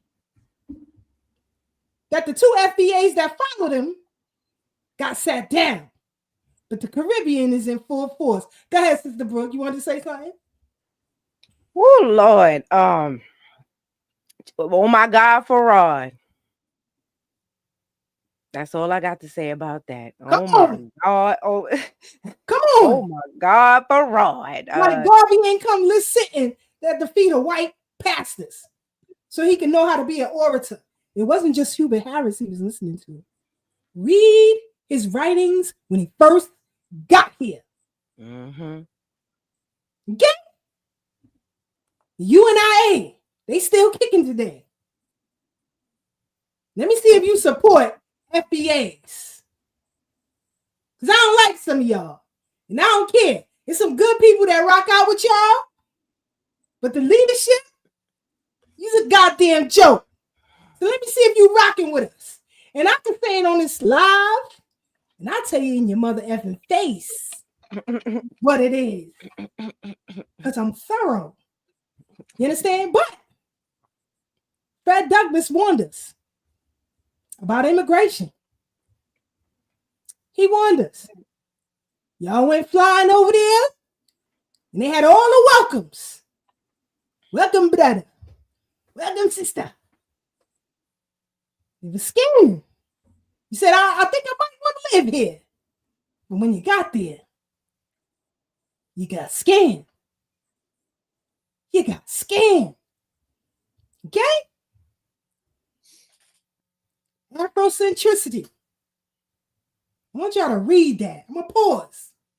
Read Afrocentricity and Pan-Africanism. Read that. I'm going to pause. I'm going to pause so y'all can read it for yourselves. Matter of fact, I think I'm going to give you some. Let's see. Some listening music. While you read it. Okay? Is it applying to FBAs? Is it applying to FBAs? Because see, these emails should be sent on a daily basis. If it applies to us. Not some bullshit ass utopia that you got in your head. I'm not with it. So if you rocking with us, you rocking. That's all I'm saying. Bad experiences. We talked about it. Brother Tad and them confirmed it. I ain't tell you about the fight I almost had. Uh-oh. Tell us to go over there, but you come over here with your hand out for free programs, government benefits,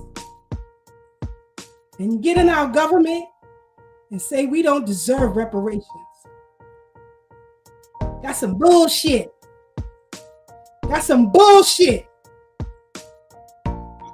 52% of you is getting some form of government benefits. Don't play that game with us.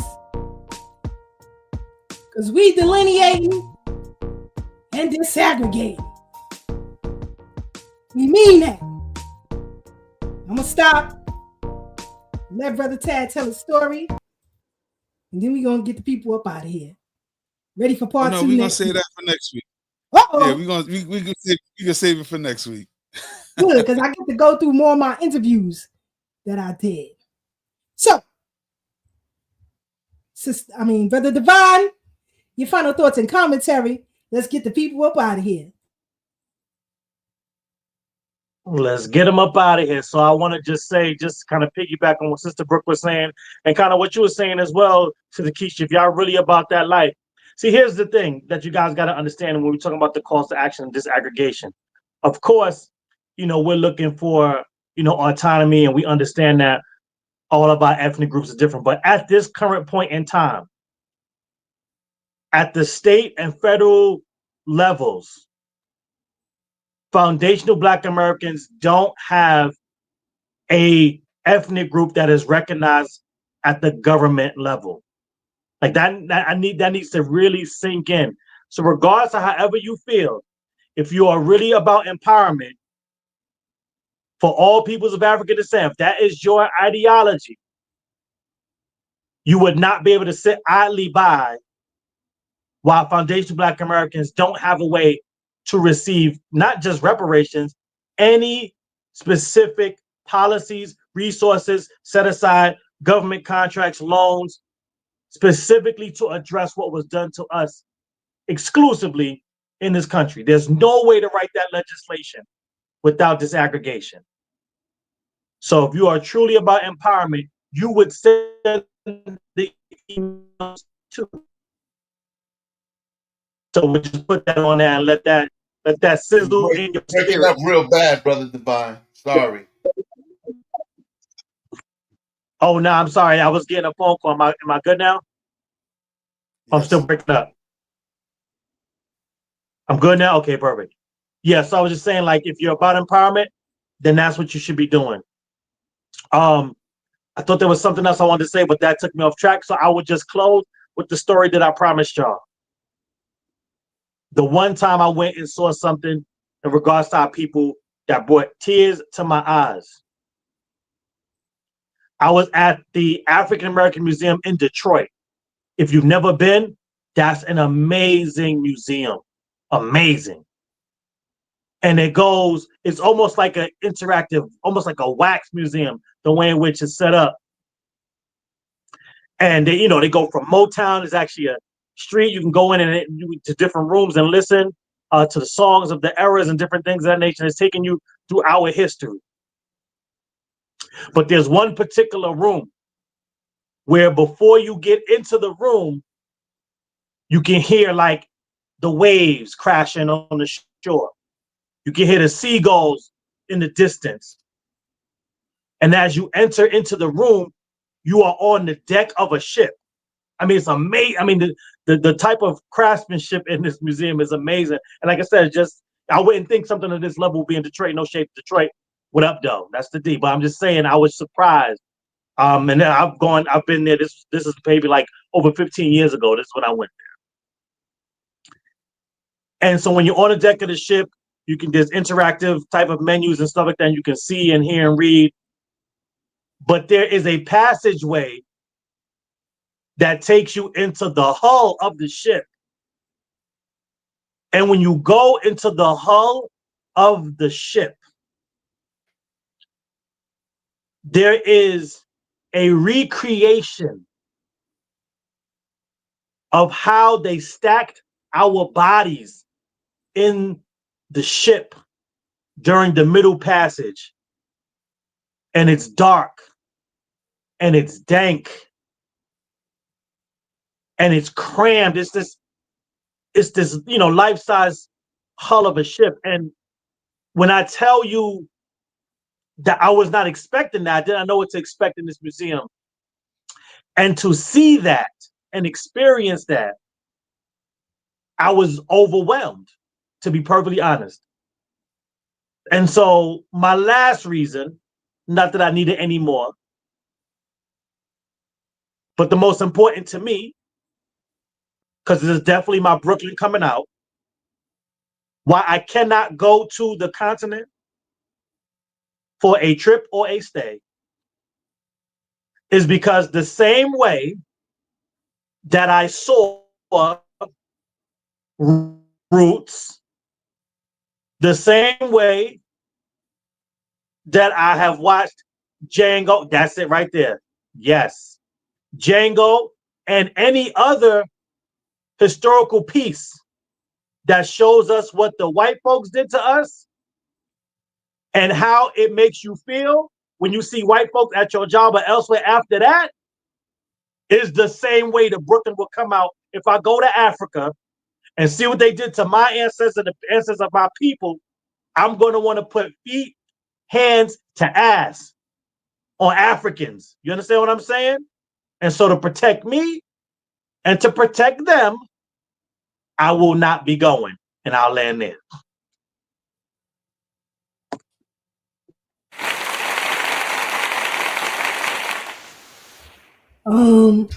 Sister Global Green Book, she said the Blacks in Wax Museum in Baltimore is also eye-opening. They have a replica of that same ship there as well. As a matter of fact, when I was there, I think last year or the year before, they are extending that museum for another block.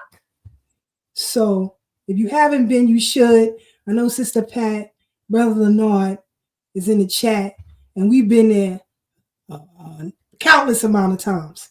But I'll land near Sister Brooke, your final thoughts and commentary.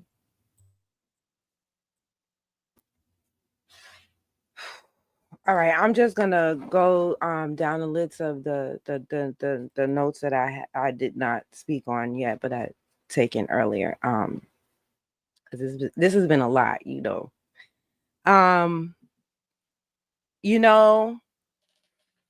It's when I think about like you guys telling the truth, I so appreciate it because I understand the backlash that you guys receive when you tell the truth about what you saw.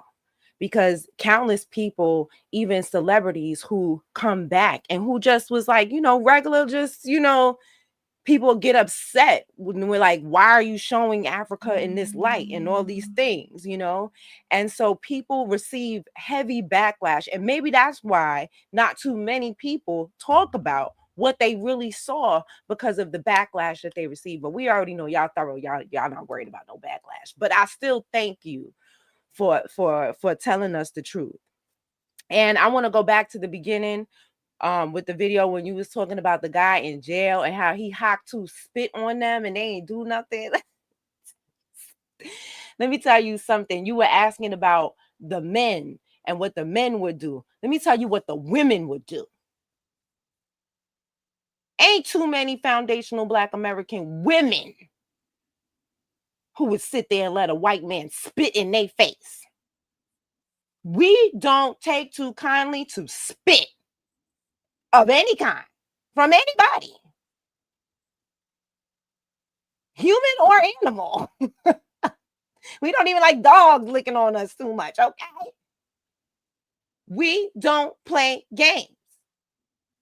So to sit there and y'all just letting white folks spit in your face, again, this is why we have to delineate. Send them emails, okay? Because we have, of course, they don't think we deserve reparations. They sat there and let a white man spit in their face, and he was in jail, and they was the gods.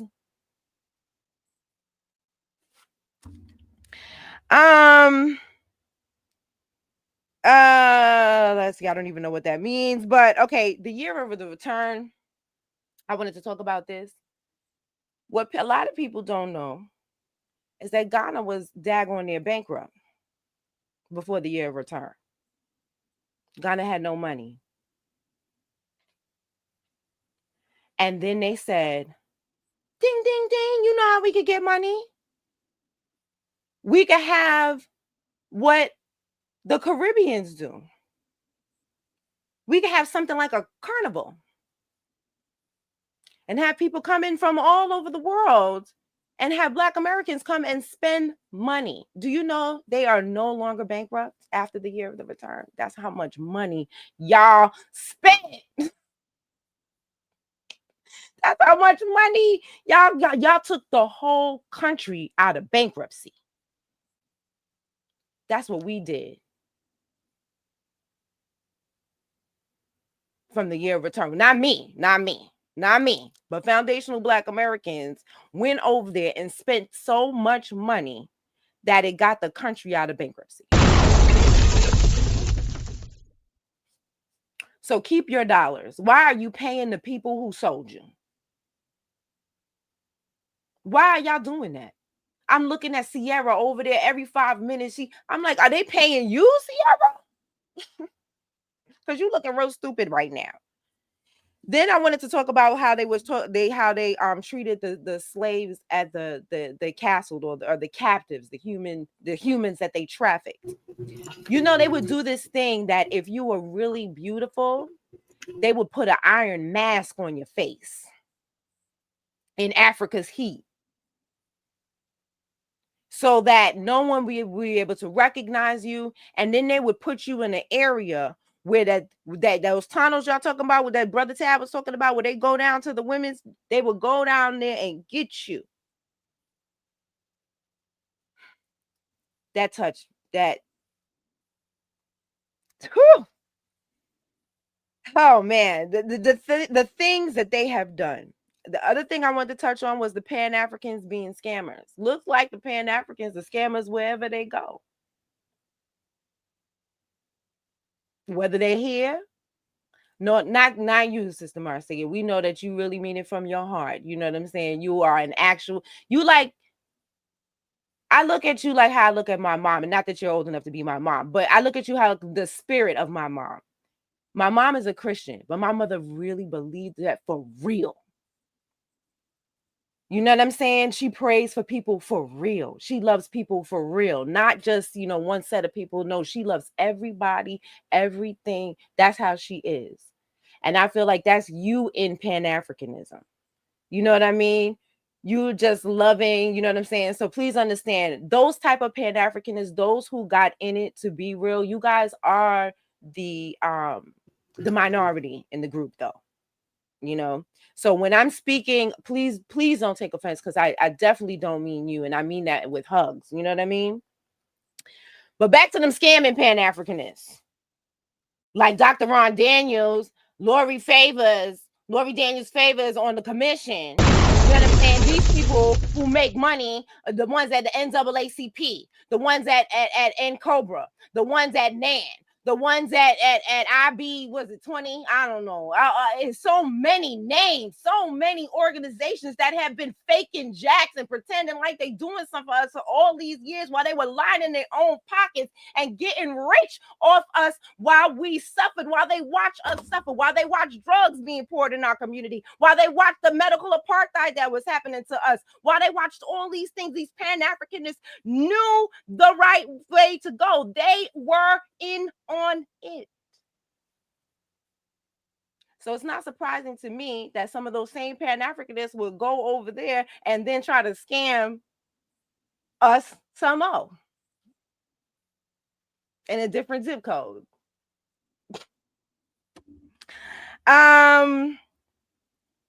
Yes, I also wanted to talk about the state of the hotels.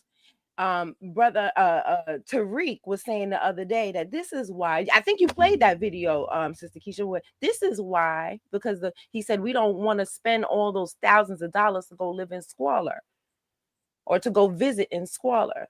This is why they call us entitled, because we want running water and electricity and maybe some internet and ice. They really be mad because we want ice. Yes. But that's why you come over here, isn't it?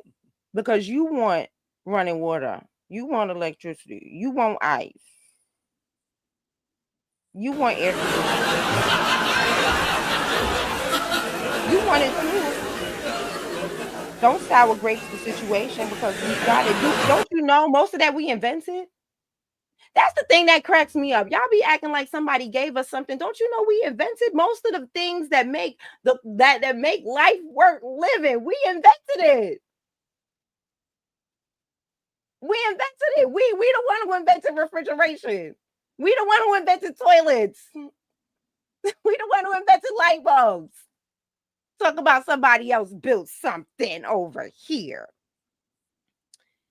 And I'm gonna leave it at that. Yeah, that's all my little notes here. Let me see if I can figure out this last one. This same woman that we're coming to talk about. Oh, yes. When you showed that video, and we were talking about the women and them being followed home by this is why when they come here, they're feminists.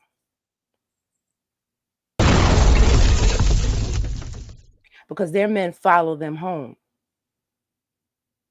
and do creepy, weird shit like that.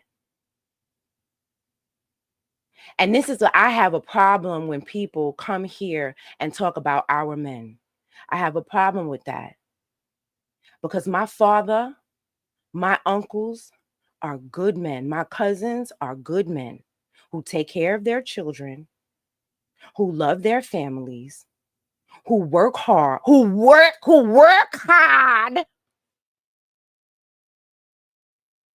multiple jobs, military. Some of them are veterans from the military. Let me tell you, not most, all of my uncles and my father are veterans. I didn't say one. I didn't say two. I said all. In different levels and capacities. From my father was a paratrooper. I got an uncle who was a judge in the Navy.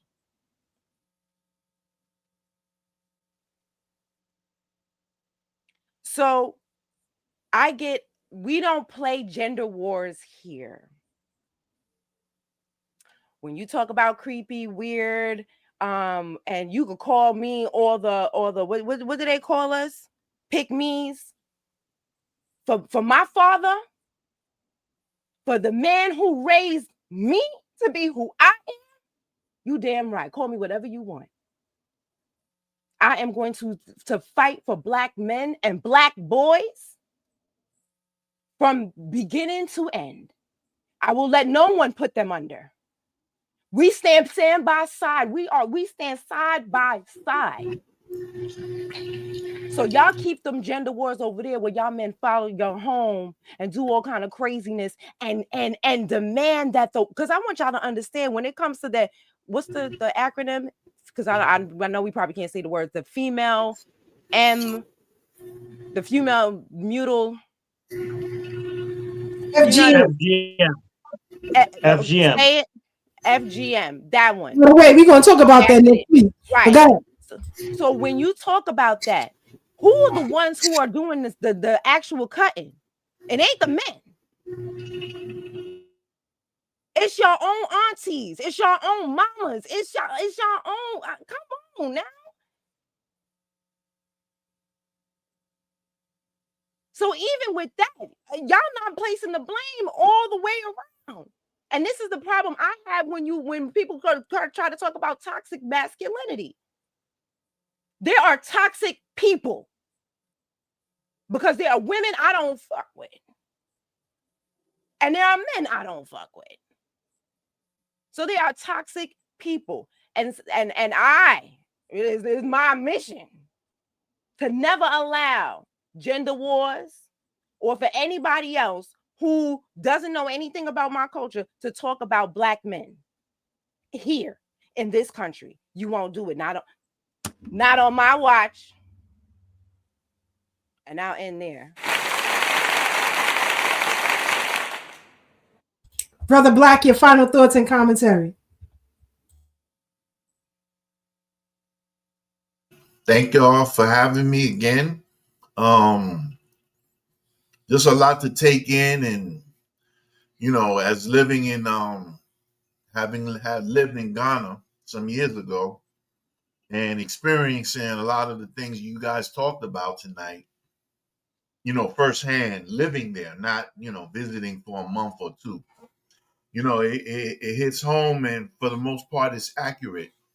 Through the grapevine, I've learned over the years that our origins are not the same. I've said it on this show previous times, that they're reptilians and the people here are Anunnaki, and the origins is totally different.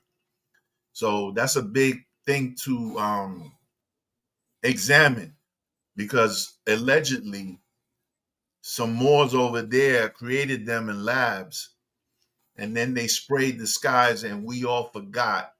And now we believe in all this stuff we talked about tonight.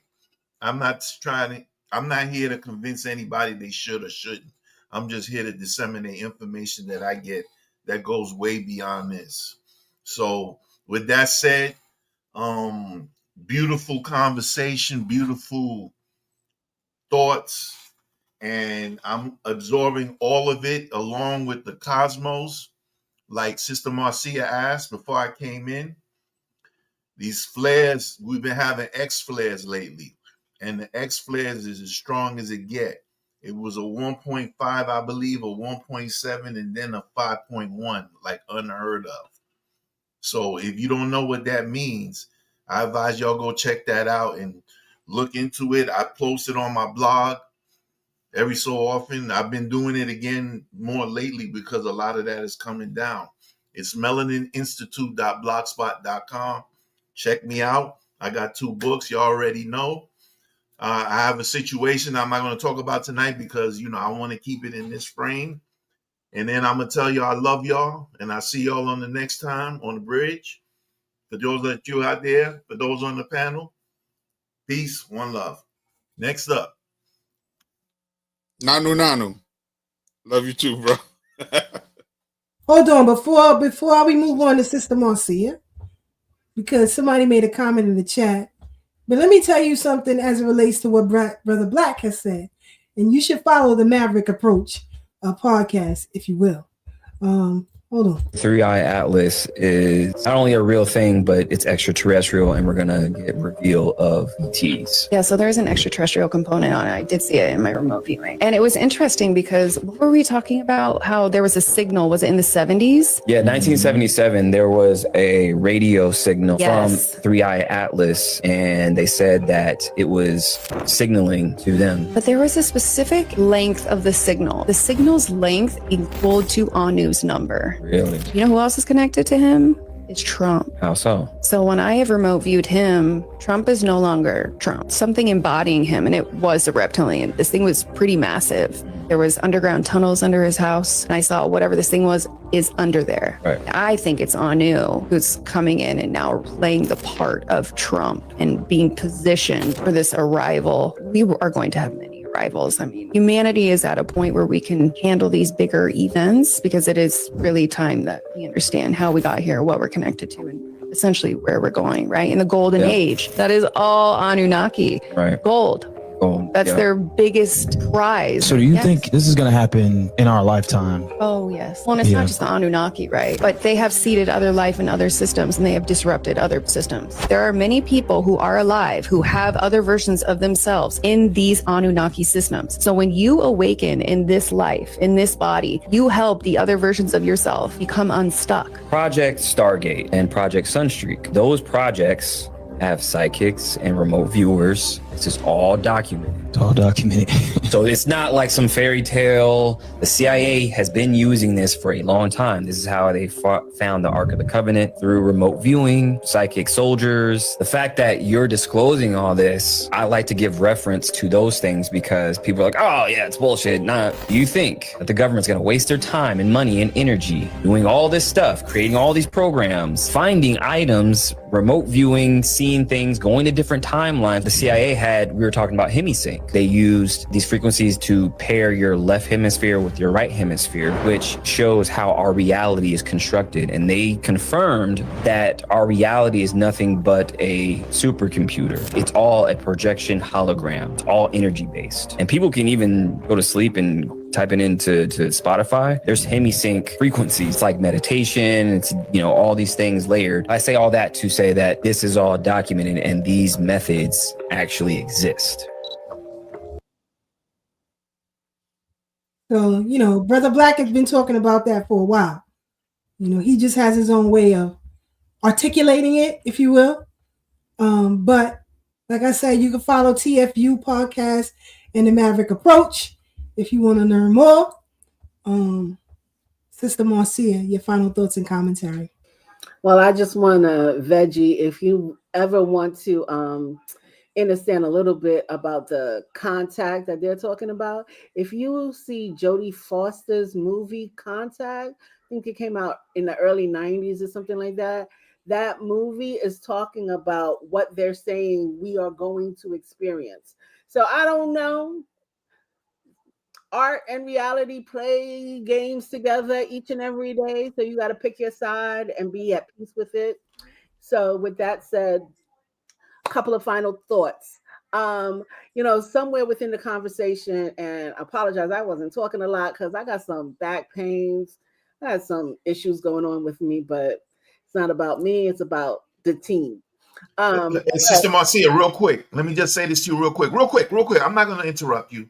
It could be ascension symptoms because I just said we getting these X flares and they causing a lot of other stuff. And that's one of them. That's all I wanted to say. I'll take that. I'll take that with grace. Thank you. I'm ascending. Take me higher. Let me stop.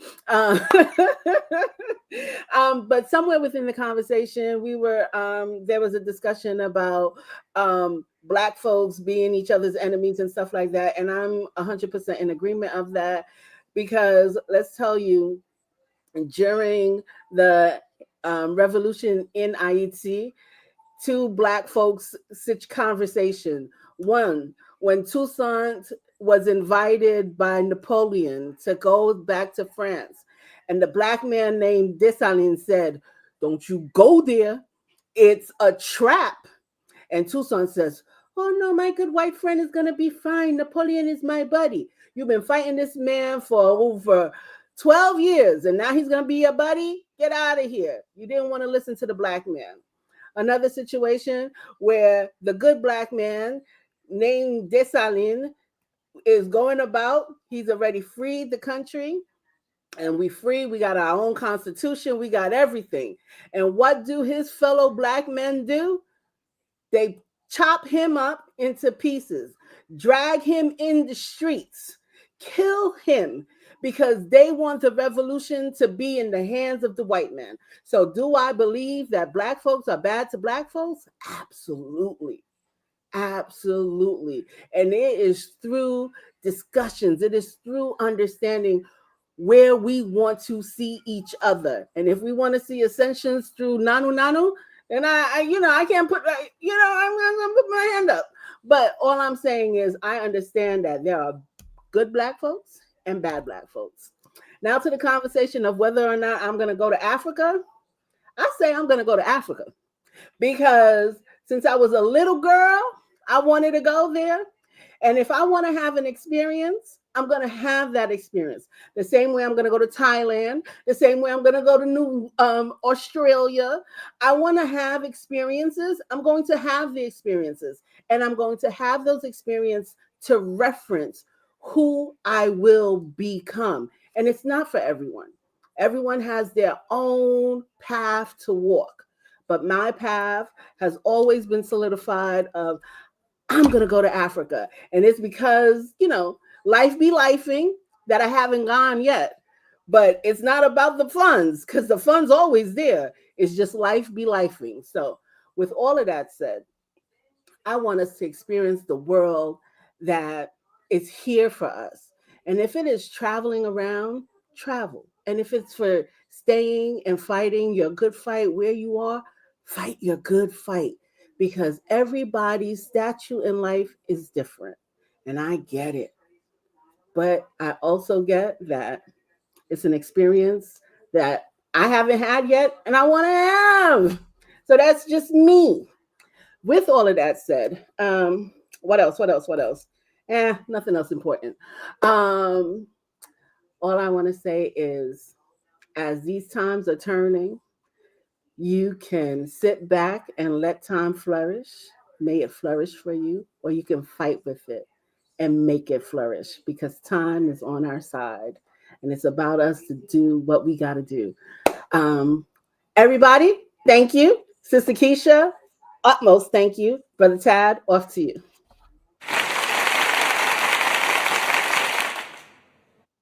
Well, I just want to thank everybody for tapping in, tuning in. Shout out to all the people who support the channel. Shout out to everybody in the chat. Sister Marcia, you have laid out what I wanted to say.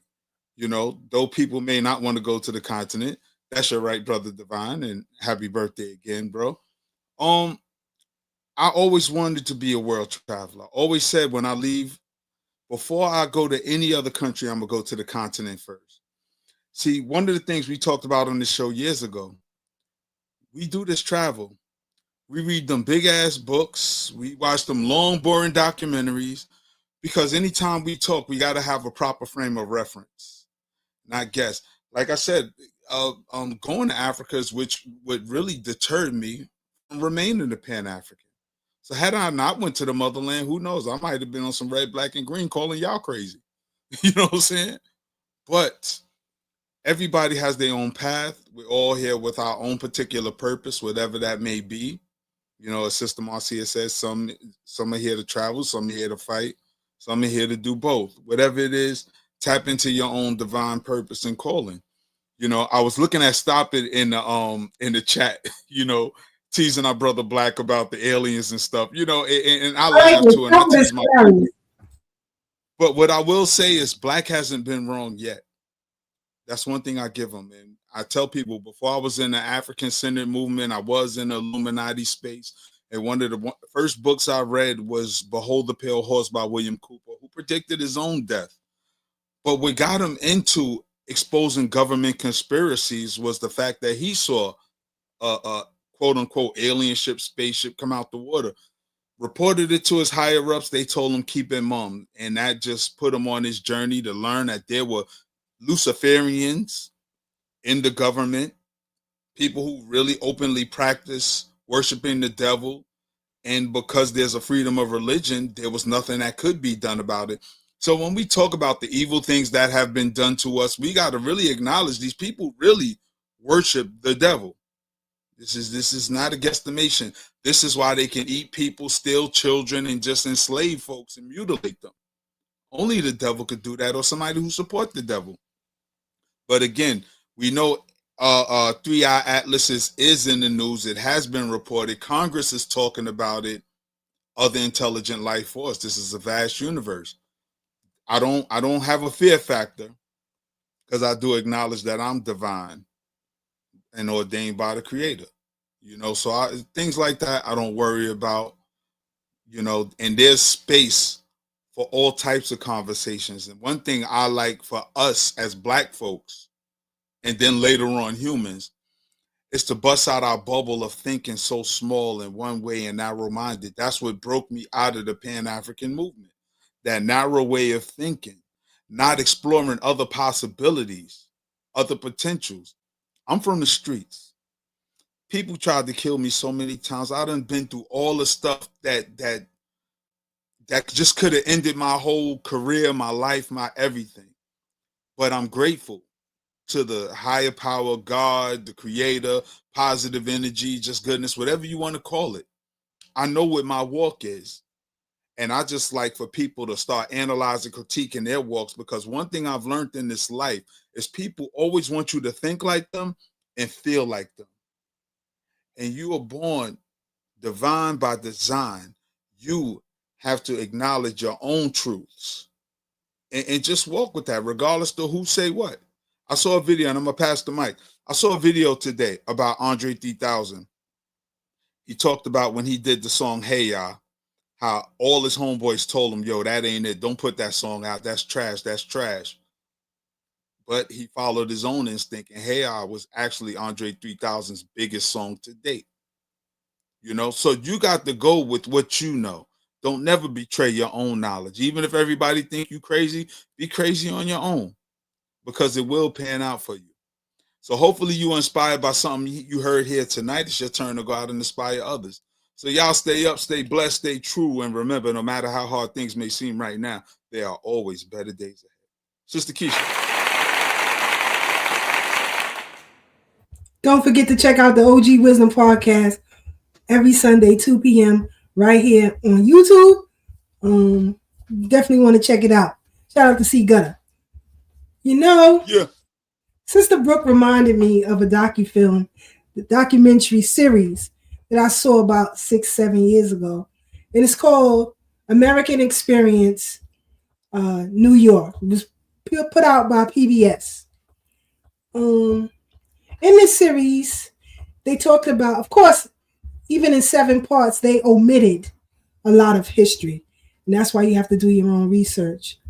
But they did talk about the draft riots and how Black people were harmed. An orphanage of Black children, all but one escaped. That orphanage was on 43rd and I believe Madison Avenue. You should go check out the space. See what's there now. They also talked about a man by the name of Abraham Franklin. And Abraham Franklin was hung during that draft riot, and he was dragged through the streets by his genitals. So when I see people who come to this country and talk disrespectfully about us without knowing our legacy, without knowing our history, it pisses me off, because you know enough to come here. You should know enough to research of where you're going.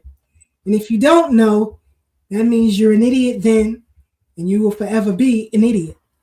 And I don't mean that to be, I do, to be very disrespectful. I do, very disrespectful. Because we all walk around with smartphones, and we're still dumb as rocks.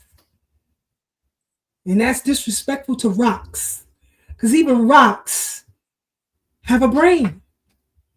There are mechanisms within rocks that tell an intelligence of a place in which they reside. So even rocks are smarter than your ass. So don't tell me you don't know.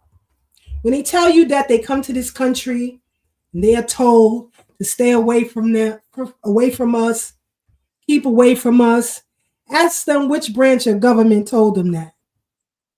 Ask them which federal agent, immigration agent told them that. And that's another bullshit ass thing we heard and believe. Ask anybody who went through immigration when they came here that the agent told them that. And I say, if they did tell you that, and you remember that agent's name, you got a lawsuit. And so do we. Because that's a form of domestic terrorism against us. And so we ended here. See y'all black again on the Brooklyn Bridge next week. We have part 2. Brother Tag gonna tell y'all about the fight. We're gonna talk about what's happening to the women over there. We're gonna talk about this prostitution in the Caribbean. Don't start no shit. Won't be no shit. With that, Brother Devon, enjoy the rest of your birthday, brother. As Aunt Marie and Uncle Happy birthday, fellow November. Uncle Jesse. Our gift was you. I'm going to slap y'all. Aunt Marie and Uncle Jesse said, nephew Devon. I told you, welcome into the front family. And for my daughter, on Tuesday, she turns 30 years young. I love you, Aaliyah.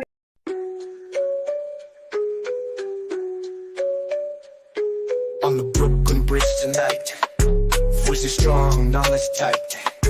Thorough black talk in the air, changing minds, changing flair. From Brother Tad to Sister K, warriors got things to say. Sister Marcy brings the heat, Brother Blacksmith keeps the beat. Revolutionary waves, they fly underneath the open sky. Every word's a call to fight. Tune in, feel the ancestral light. Thursday nights the world will see Black Power Media on a spree. Facebook, YouTube all aligned, breaking free from every bind. Social talk and politics, every voice breaks through the matrix. Commentary raw and true, for the many, not the few. Revolutionary waves, they fly underneath the open sky. Every word's a call to fight. Tune in, feel the ancestral light.